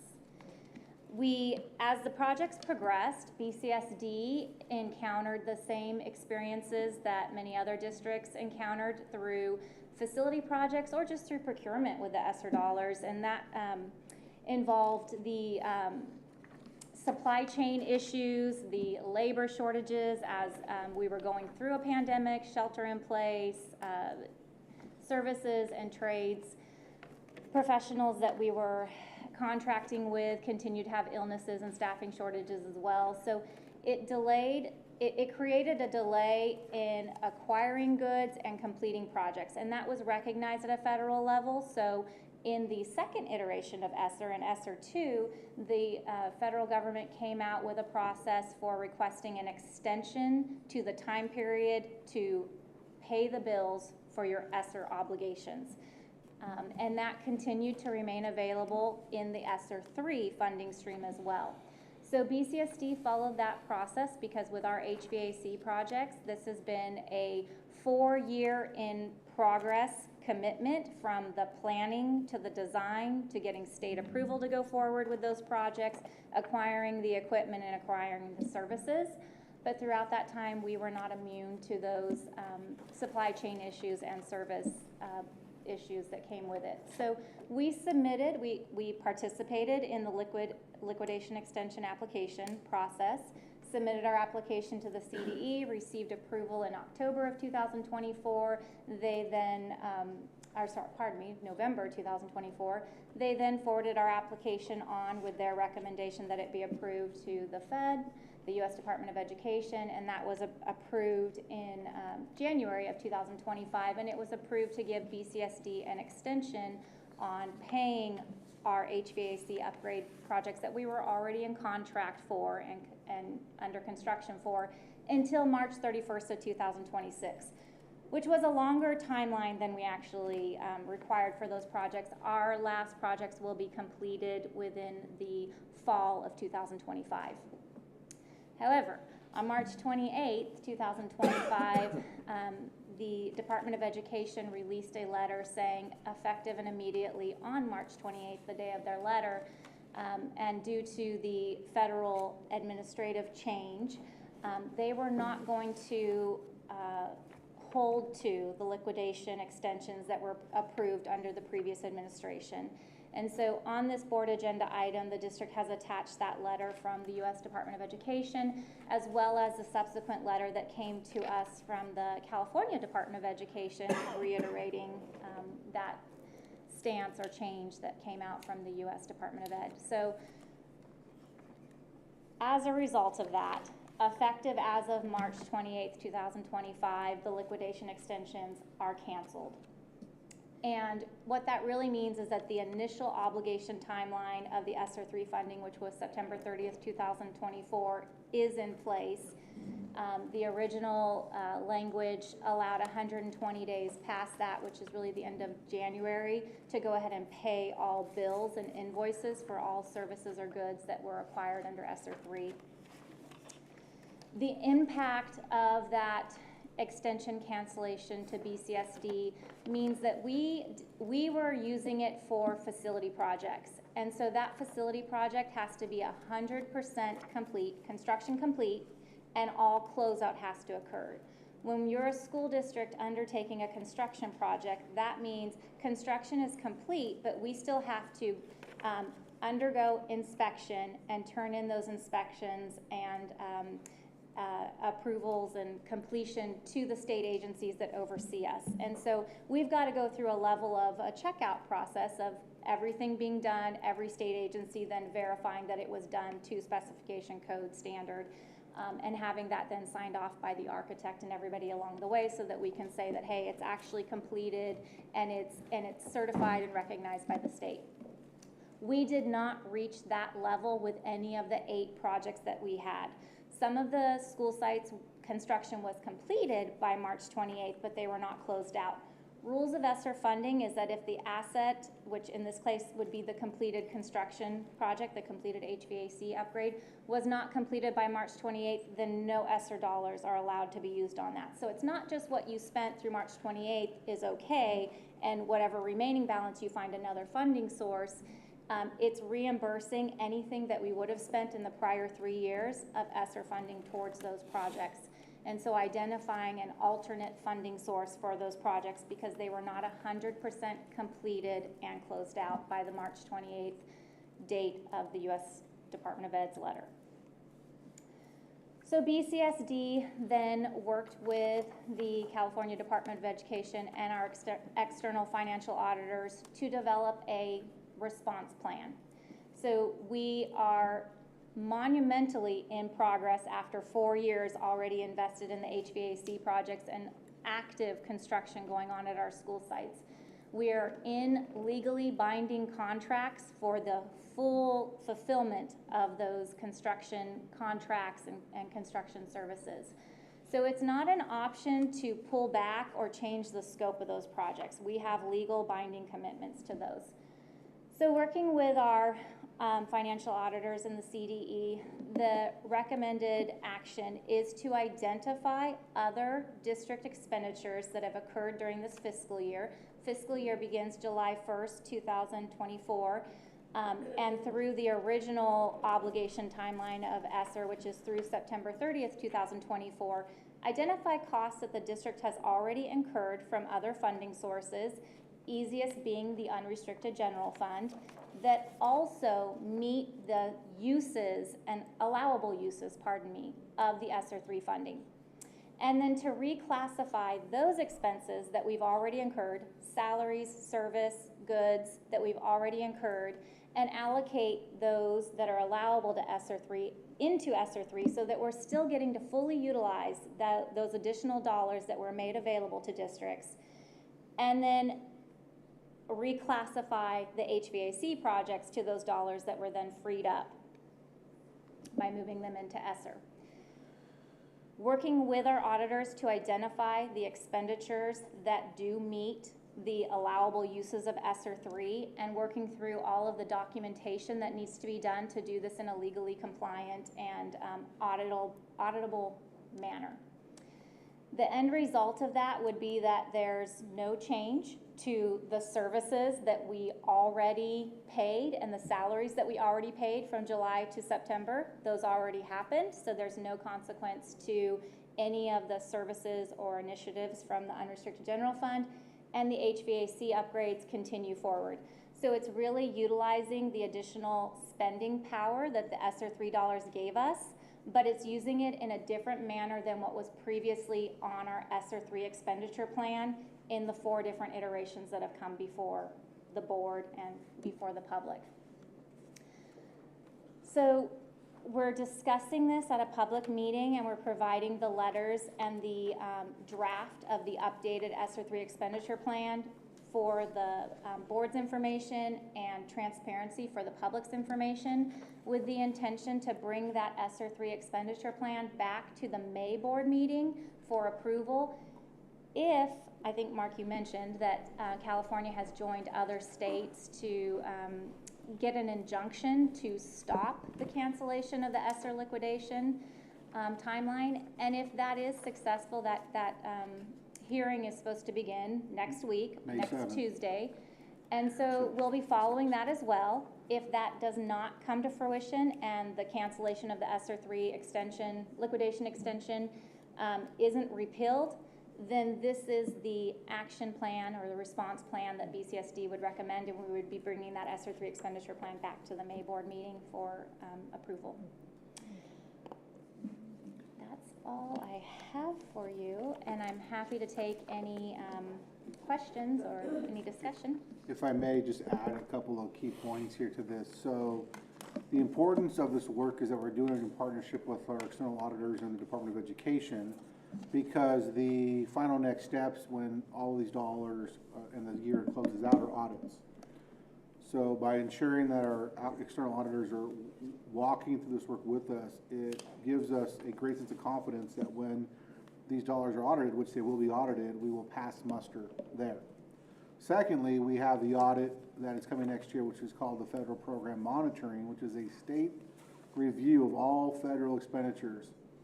And they will review all of the most expensive or lucrative budgets, and we know that ESSER will be one of those.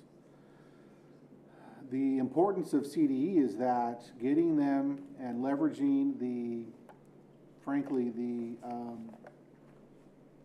divergent political position of Sacramento from DC to work with us in ensuring that the reviewer comes into our district, because it'll be their opinion, supports the folks we're talking with now with how we are reshaping this budget adjustment given the federal policy change. I'm very confident that that's going to go well in discussions I've had with folks up in Sacramento. But those are real potential risks and challenges.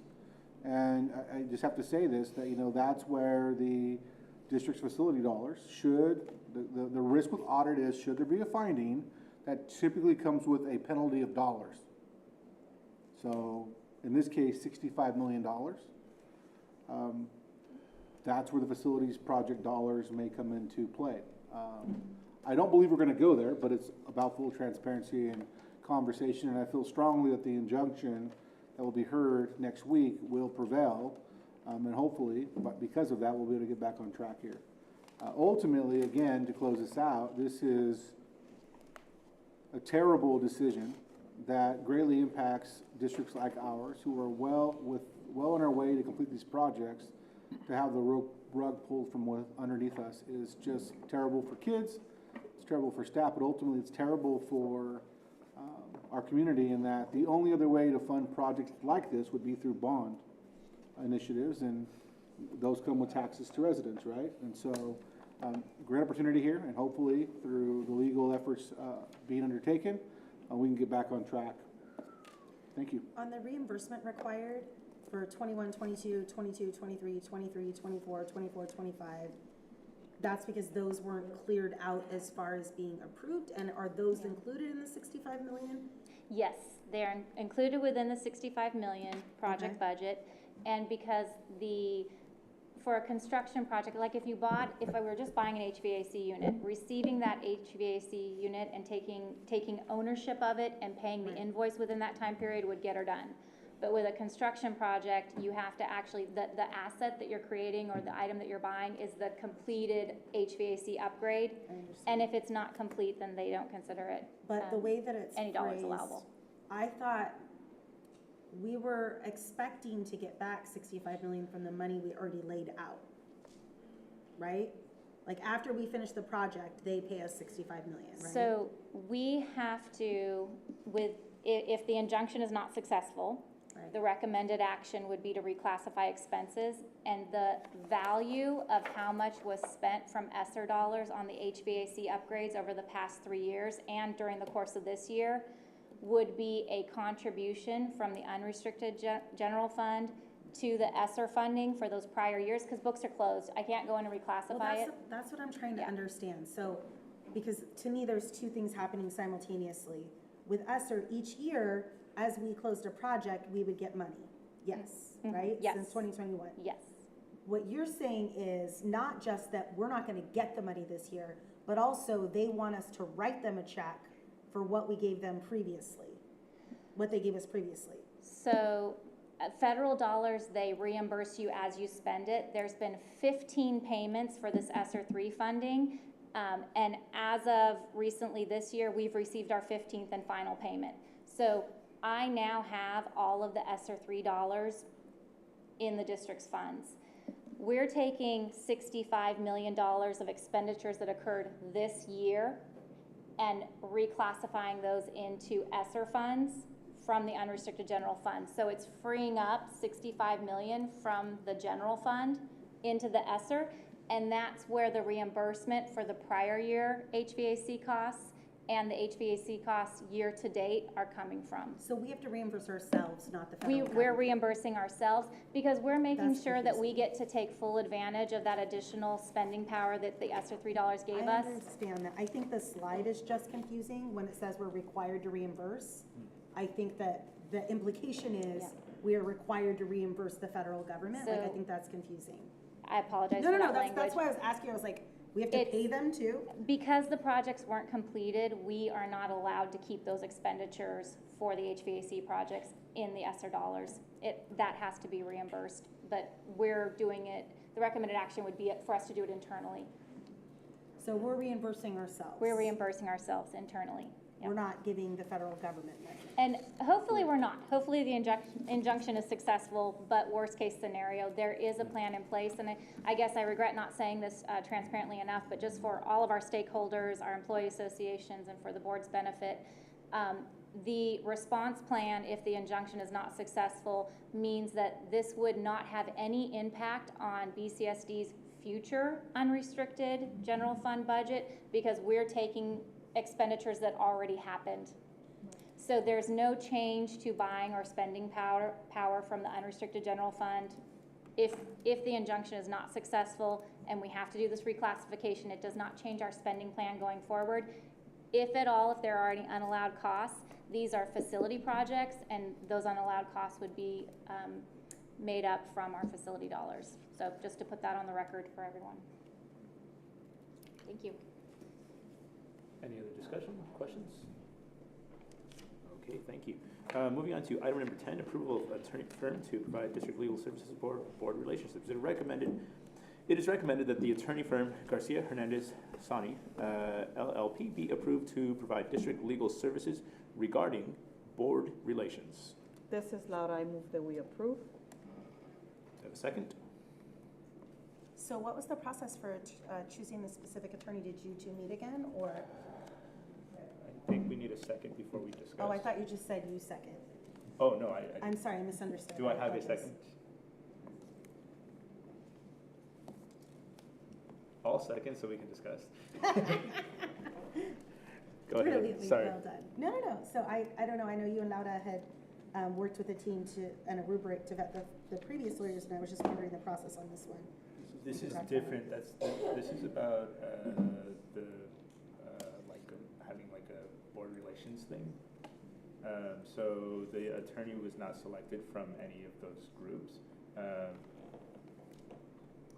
It was just the one that I decided to go off after talking to Bonnie, which came from a recommendation from Lillian Tafoya. Oh, okay. So this was a long time ago for the mediation stuff. Got it. That perfectly answers my question and gives me so much context. Thank you. Cool. Any other discussion? Cool. All of those in favor? Aye. Aye. Okay, moving on to item number 11, Administrative Hearing Panel. It is recommended that the Administrative Hearing Panel's recommendations be approved. This is Laura. I move that we approve. Cool. Seconds? Second. Cool, thank you, Mike. Oh, this is a procedural one. We don't vote on this one. Okay, in that case. No, it is. Yes. No, we It do? is, yeah.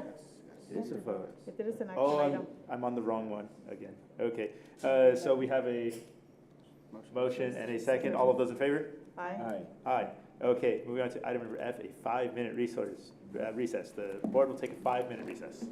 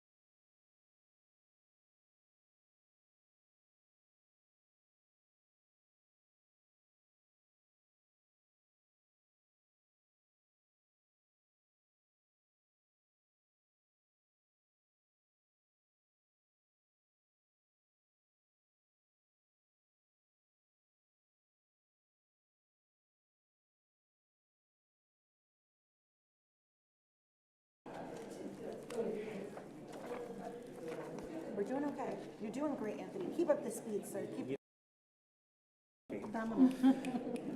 Are we You're on good it, to sir. go? You're good. All righty, thank you. So moving on to letter G, Educational Services.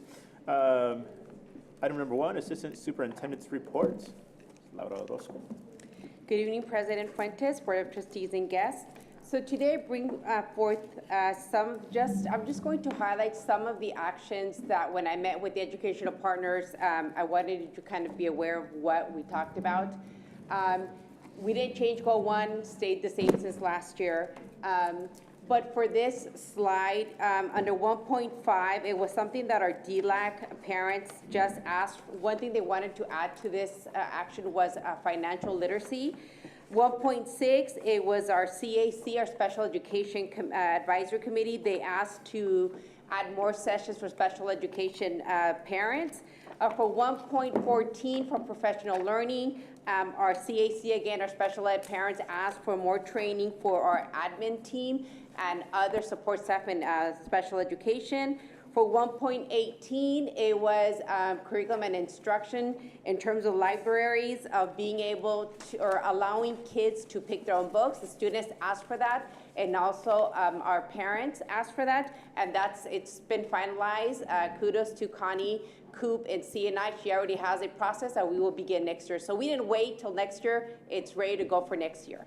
1.25, all of our committees asked for this one, where we continue with providing tutoring support, which we will, starting in the fall again, the 14.5 hours. And then at 1.31, teacher intervention specialists, we had our associations. The one thing they asked, all of our parents, our DLAC and our DAPAC asked to continue with this, but our associations asked for more latitude in terms of how the reading intervention is given for students at each school site. For our goal 2, next slide, please. I don't think I did. Thank you. We did change a little bit from the goal 2, you have what was current, and for goal 2, adding the word safe and healthy learning environment. So it encompasses physical, mental, emotional, it encompasses more. So we just changed a little bit in terms of the wording. In all of our committees, we're fine with the change. And then for our goal 2, in terms of the actions, for 2.2, our associations asked to continue with clubs during, we have, some of our schools have clubs in the morning, some of them have clubs during lunchtime, some of them have clubs after school, and our associations did ask to make sure that we continue with that, which we will. For 2.6, our DAPAC committee asked to continue with their YSSs, so our students continue to receive support. 2.9, our associations and our DAC committee asked to continue with this PD, as well as continue with the toolbox for our parents. For 2.15, we are eliminating this because we didn't use this money in this action, but it's the same action as 1.28, so it's encompassed in another action. So it was duplicated somehow, I'm not sure why, with Foster, but we have it in another action. And then 2.17, student safety. This was our associations, is to continue with our campus supervisors on school site campuses. And also one of the things that was brought up as well is continue with our PROACT training for all of our aides, which we will continue. And also adding the de-escalation maybe for some of our team members as well. For goal 3, the wording didn't change, and the only thing was, bless you. The only thing there was our CAC Special Education Committee, our DLAC and our DAC, was to improve sessions. They want a more variety of sessions for our PALs, for our different schools, and what they offer at the liaison. So we are actually going to meet tomorrow and be able to do that. We already met once, but we're going to meet again to make sure that we kind of offer more of a variety. So our parents did ask for something different and just different engagement opportunities. And that's all I have in terms of actions that were directly affected. Any questions? Or? You said you're meeting with them tomorrow? Yeah, yes. Mm-hmm. During the PAL celebration? No, actually it's right after. Okay. Yes. Not regarding this, but general question. For LCAT? No, just the assistant superintendent. Oh. Is that okay? It's an LCAP presentation. Oh. I'm not sure that. Oh, I thought it was during her, okay. For to send it to me, and we can follow up with that, if that's okay? Yeah. Thank you. Okay, cool. All righty, Thank thank you. you, appreciate it. Moving on to letter H, Business Services Assistant Superintendent's Report. Sherry Glennon. Good evening. Tonight I'm bringing forward and asking for the board's approval on a resolution that will help position the district to be eligible to apply for future grants through San Joaquin Valley Air Pollution Control District. Oh my goodness, that's a mouthful. Should funds become available. And then I've also included under my report, under my section, feedback that we've received from our bus drivers and our parents and guardians regarding the district's fog delay policy. And so those survey results are shared as well. That item is informational, it's not an approval item. And I'm available and happy to take any questions on either of those items. Alrighty, so item number 2 would be the adoption of the resolution authorizing the Assistant Superintendent of Business Services to make application for and to sign certain assurances for the Zero Emission Bus Replacement Incentive Program. It is recommended that the Board of Education adopt resolution number 2025-20. This is Chris, so moved. This is Laura, I second. Thank you. Any discussion on that? Seeing none, all of those in favor? Aye. Aye. Item number 3, fog delay survey results and feedback. Anything on that one? Okay, cool. Moving on to letter I, human resources, assistant superintendent's report. I am a super assistant superintendent. Absolutely.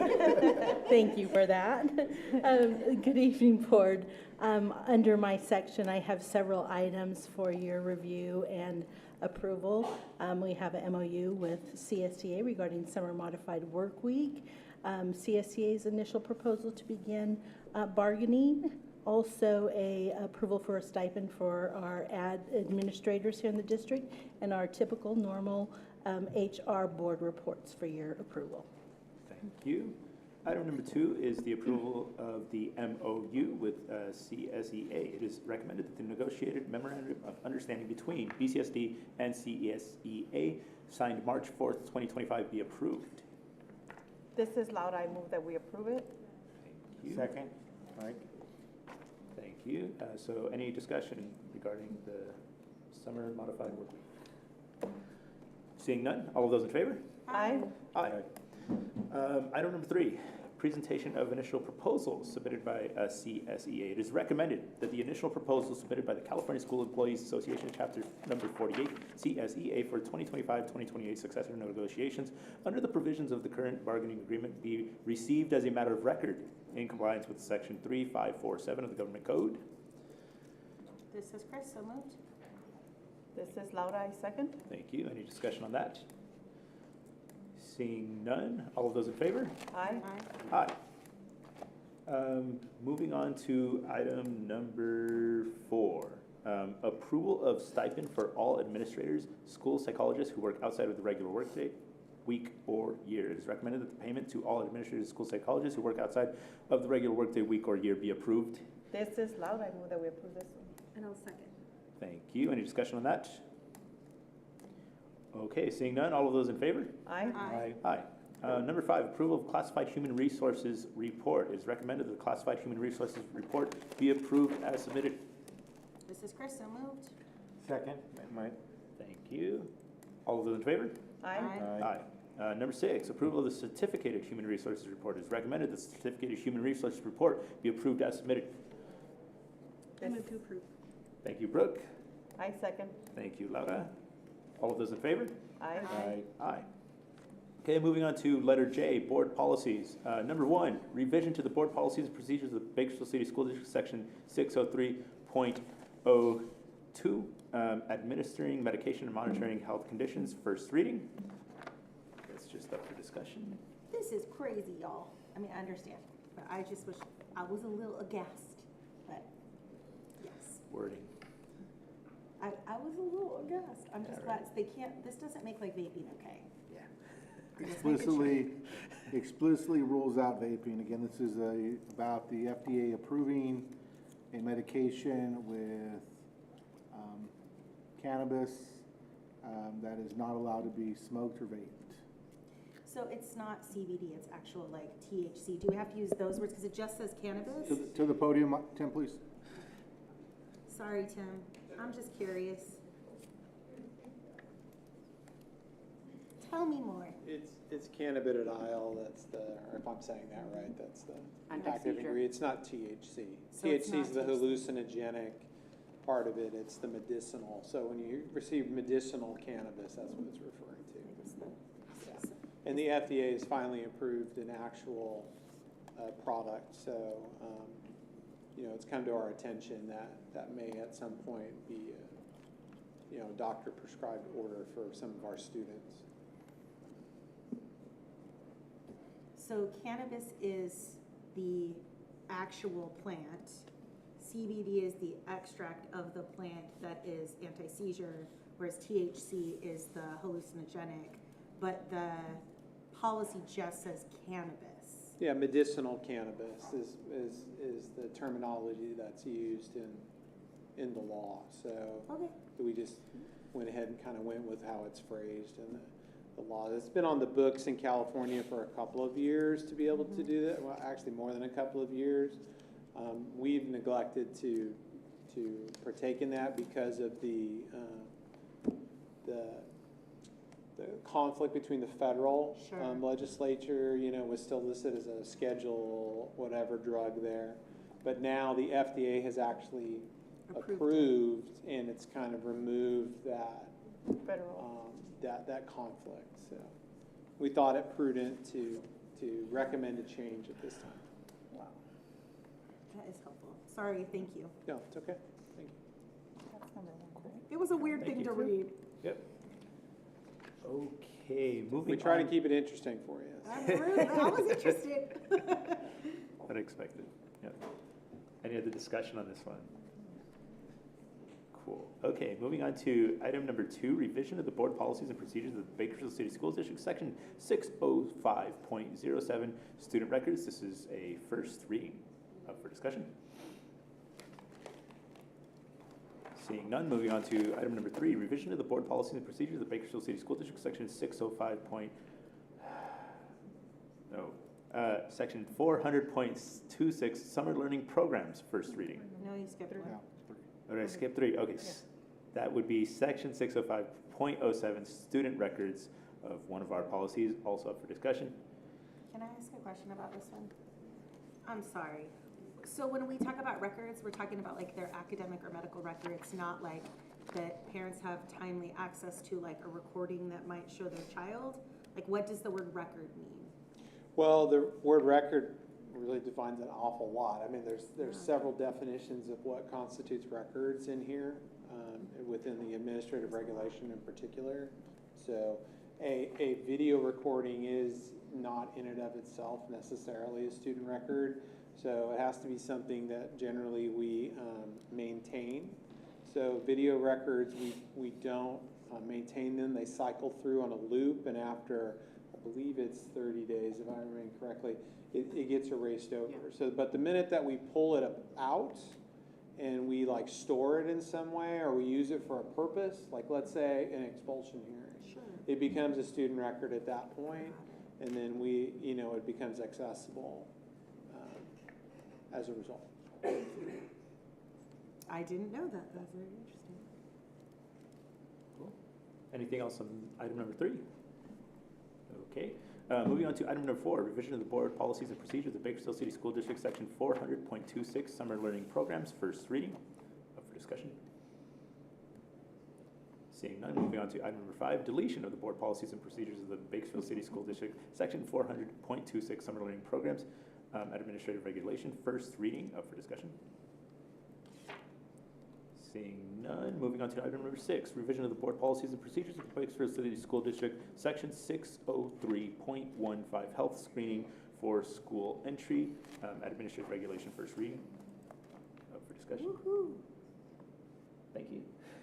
No, I just meant because they don't have to get Yes. immunization to get to the class anymore, but yeah. Good. Moving on to item number 7, revision of the board policies and procedures of the Bakersfield City School District, section 300.44, school safety plan, first reading. Okay, seeing no discussion, moving on to item number 8, revision of the board policies and procedures of the Bakersfield City School District, section 300.44, school safety plan, administrative regulation, first reading. Seeing no discussion there, moving on to item number 9, revision of the board policies and procedures of the Bakersfield City School District, 400.43, student use of technology / internet safety policy, second reading. It is recommended that the proposed revision of the board policies and procedures, that's 400.43, be approved. This is Chris, so moved. Cool, thank you. Second. Any discussion on this one? All of those in favor? Aye. Aye. Okay, moving on to item number 10, revision of the board policies and procedures of the Bakersfield City School District, section 300.67, local control and accountability plan. It is recommended that the proposed revision to section 300.67 be approved. This is Laura. I move that we approve. And I'll second. Thank Can I ask you. a question about this one? I don't know if I'm making this up or not, so please correct me. In this policy, it said like, we'll use the template from the state. Doesn't the state sometimes add sections and then be like, BCSD, figure that out? Every other year it feels like, so. Oh, so I'm not crazy. So I just was worried about our language that said we would use their template, because sometimes they don't have a template. They do have a, Oh, sometimes. So maybe, yeah, so for the LCUP, they do have a template. They do. But they do, but they don't have it for like the February meeting that we bring the update mid-year. They don't have a template for that. But for the yearly LCAP, they will have a template. And we always wait till the State Board of Education approves the template, and then we use that template. Okay. And they always tell us it's gonna be like, They always say it's never make it gonna change. easier, and it That's never true. does. They get it says it's gonna make it shorter and easier, and it never happens. It never really does. But yes, yes, sometimes you're right. Sometimes they don't, sometimes Honestly, they do. I just feel validated that I was like, Yes. why are we agreeing No, to it's use their true. template when they're like, Tim Floyd, would you please No, make a new sometimes they template don't. and send it to us before our next Yes. meeting? I don't know who makes these things, but if I ever meet them, I'll give them a piece of my mind. Thank you. Any more discussion on that one? We good? All of those in favor? Aye. Aye. Moving on to item number 11, revision of the board policies and procedures of the Bakersfield City School District, 400.43, responsible use agreement, exhibit fiscal impact none. So it is recommended that the proposed revision be approved. This is Chris, so moved. Thank you. This is Laura. I second. Thank you. Any discussion on this one? All those in favor? Aye. Aye. 11 policies, go 11. us. 11, which means we can move on to the consent agenda, item K. Number 1, approval of the consent agenda. It is recommended that the consent agenda be approved as submitted. Yes, sir. I'll second, Mr. So Everett. moved. Moved and seconded. Any discussion on this item? Yes. Just going back at, looking at number 6 at the consultant. I know back before I was on the board, there was a discussion regarding evaluation from different programs that we contract with to get input from the staff, like say the BMX strings. Have we implemented that where we get input from the people that have used this assembly, that we can find out, hey, it was worthwhile, the kids loved it, it was engaging. I know that was something that took a discussion regarding some authors that took place last year, and I just want to know where was that in the plan, to see if it's worthwhile. We do have that. We do have that after they receive the services. So this is not, they haven't received the services, but we do have that after the fact, that we started to ask, there's a new, it's like a consultant of what you're saying. How do we evaluate the event or the training or I'll tell you that BMX is one of the favorite, it's one of my favorite things, by the way. I was just picking that So out, I think maybe a different one, but yeah, that, for sure, we can continue to do that, and we'll let you know after the fact if it gets approved. And in addition to that, I've asked fairly recently about some of the high budget programs that we have to get feedback on it. And then last I checked, they were preparing something for me. I would actually probably prefer to maybe speak to somebody at that organization or be told when I can go out and visit rather than having something prepared for me. Okay. So I was going to speak to you about that anyway, just being able to see firsthand rather than what the district summarizes it as or what the program summarizes itself as. But I do agree. I feel like I've been trying to keep tabs on some of these higher priced items, and I look up like the names if I don't know who they are. $70,000, you know, larger numbers. I try and figure out what's going on, and I ask questions. But I think also what we discussed was that we wanted to make sure that we had a plan in place when we hire new consultants. So if we hired somebody and we didn't have any experience with them, that we had enough information to know about what they're offering.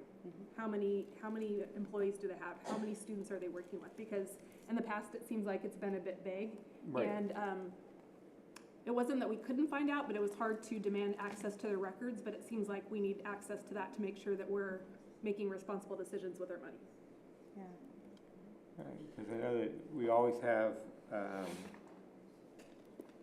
you know, it always becomes, and it's like after the fact, you know, or it's like something that has to be dealt with, and it seems like it's not timely. And that's why I just, you know, because it just, we see stuff less and we have no idea how it's being interpreted. You know, and I'll ask, you know, like with the BMX, I asked, you know, teachers that was at their school, and I mean, they left, yes. Yeah. I just knew that one, so that's why I brought that one up. But we need to, you know, some other ones that might be a little more questionable, a little more controversial, that I think it educates us better when there's questions from the public about it, that we have answers and about why our decisions are what they are. And I don't want to create any more work for anybody, but I also think just knowing some basic figures as far as how many schools is this serving, because that's not always clear in everything that we pass. Just knowing. Isn't it on the agreements? So I think it's important that this topic be added to a future discussion, because I just need guidance from the board. Can we on talk what- about it in our budget study session? Oh, the study session is for facilities. Okay. But certainly can be added to the agenda to discuss. I think that the examples that exist in the past are related to the RFP request for proposal process related to after-school program, funded under the ELOP grant dollars. That grant allocation is $52 million annually. Right, that's. And so it's an exorbitant amount of money that we talk about. Now, forthcoming, an invitation to the Muncie Showcase for their ELOP consultants, and that's a pinpoint dance extravaganza, I'll call it that, that I was talking with the principal yesterday on a site visit and getting ready to send that invitation out to Trustee Malialto, who was requesting to see it. So the challenge with the RFP process is that once the RFPs are collected and the team evaluates, essentially it's low bid that receives the contract. So the challenge with that is that's a formal process that is difficult to get in front of to say, And in their description, they give the number of school sites they're working with, the number of days, sessions, the topics of their program offerings. And again, that's really at the heart of what the ELOP grant is dedicated to do. So before we get into too much of next year's contracts, I think it would be good to really understand from the board's perspective holistically what you expect from me and staff when we are deciphering school sites. And I see your hand, Dr. Chris Grisman. Go ahead. No, I was just gonna say, I think, like you and I had this conversation on our one-on-one about, I was like $70,000 to learn gardening after school. But then, you know, when you said, but we don't even spend all the ELOP money, I was like, oh, of course. But I think hearing that we're gonna have to like pay back $67 million, we're all like, oh, we don't want a consent agenda, all these items. Like, it's a little bit of a tough pill to swallow. But that like conversation and the context you just gave, I think is really helpful. When we look at our agenda, there's always the item that says fiscal impact none. And I think even having fiscal impact from general budget would be useful, because like only one of these on this consultant agreement is ELOP, but the other ones don't designate that. And so if they're coming from another funding source that has to be designated for enrichment, if they're coming from LCAP or something like and that can only be used on those kind of activities. Migrant. Right, like it's helpful for us to know that. Well, I think not it's out general there, funds. isn't it? Like Yeah, migrant is migrant funds. Yeah. So We rate can be and better about funding that. We'll- source we can add though, that for it sure. doesn't say it in that column. We can add it for sure on Where it on says the rate and funding source, only for the one listing, for the line. first attachment, Yeah, for but I sure. just, like, we're learning to look for those things, to understand it doesn't disrupt the general budget. But like, just that puts my mind so much at ease to think, how much scrutiny do I need if this is after-school dollars that have already been vetted by Ms. Santillan, that have already been vetted by the principal, that people have, like, if they've already done their due diligence and that's money just left on the table if we don't spend it, please, by all means, spend it. But we're, scared of the nickel and diming we're gonna have to do when we have to pay back the federal government. And is this the first of many times over the next 4 years? We don't know. I think we're all, I'm scared. So just adding like the funding source, Yeah, that way we you can, know, we okay. can, we I can think add that the would funding help. source. And I think too, the point to note is for the school sites that are listed here, those are decisions the school site councils are making. Yeah, which And is so, great. so the cautionary message there is, they've already met, they've already agreed and to have things denied, sends it back to them for future considerations. And just for a quick question with, Dave Davis and Chavez, that question came to me. Mrs. Jensen out of Chavez is always ahead, so she's presenting to board plans for next year. That's a daily gardening, 2 sessions for students each day in the after-school program to really get essentially what kids get at McKinley, but in a smaller garden environment at Chavez. In addition, Richard Villa's training as we are continuing to build capacity around inclusion practices and starting to work with our district-wide site administrators and support staff, and we'll continue that work forward with our teachers. He's already done a tremendous amount of work with our residency programs, and that's been very successful, and so just trying to continue that going forward. Every question is a great question. Certainly, I think that feedback around budget sources is critically important, and then, shaping kind of the vision going forward is really important as well, so look forward to that conversation, for sure. I think as board members, it's just nice to see, especially if we see these big budget items, no matter where the source is coming from, just occasionally to see the results of that. And again, I don't want to create any work for anybody at the district office where they have to make a big package for me. Like, that's not what I'm asking at all. Just want to hear about it a little bit, but it doesn't have to be a big production. It can be me going to a school to see. And Ms. Reese is excited to have you to see what she's doing out See there. the Chavez garden when it's set up. Yeah, That'd be definitely. great. Any more discussion on this? Cool. We have a second, motion and a second, so all of those in favor? Aye. Aye. Okay, moving on to item L, closing items adjournment. It is recommended the meeting be adjourned. This is Chris, so moved. I'll second. Second, all of those in favor? Aye. All righty. That's it. Go, go, go.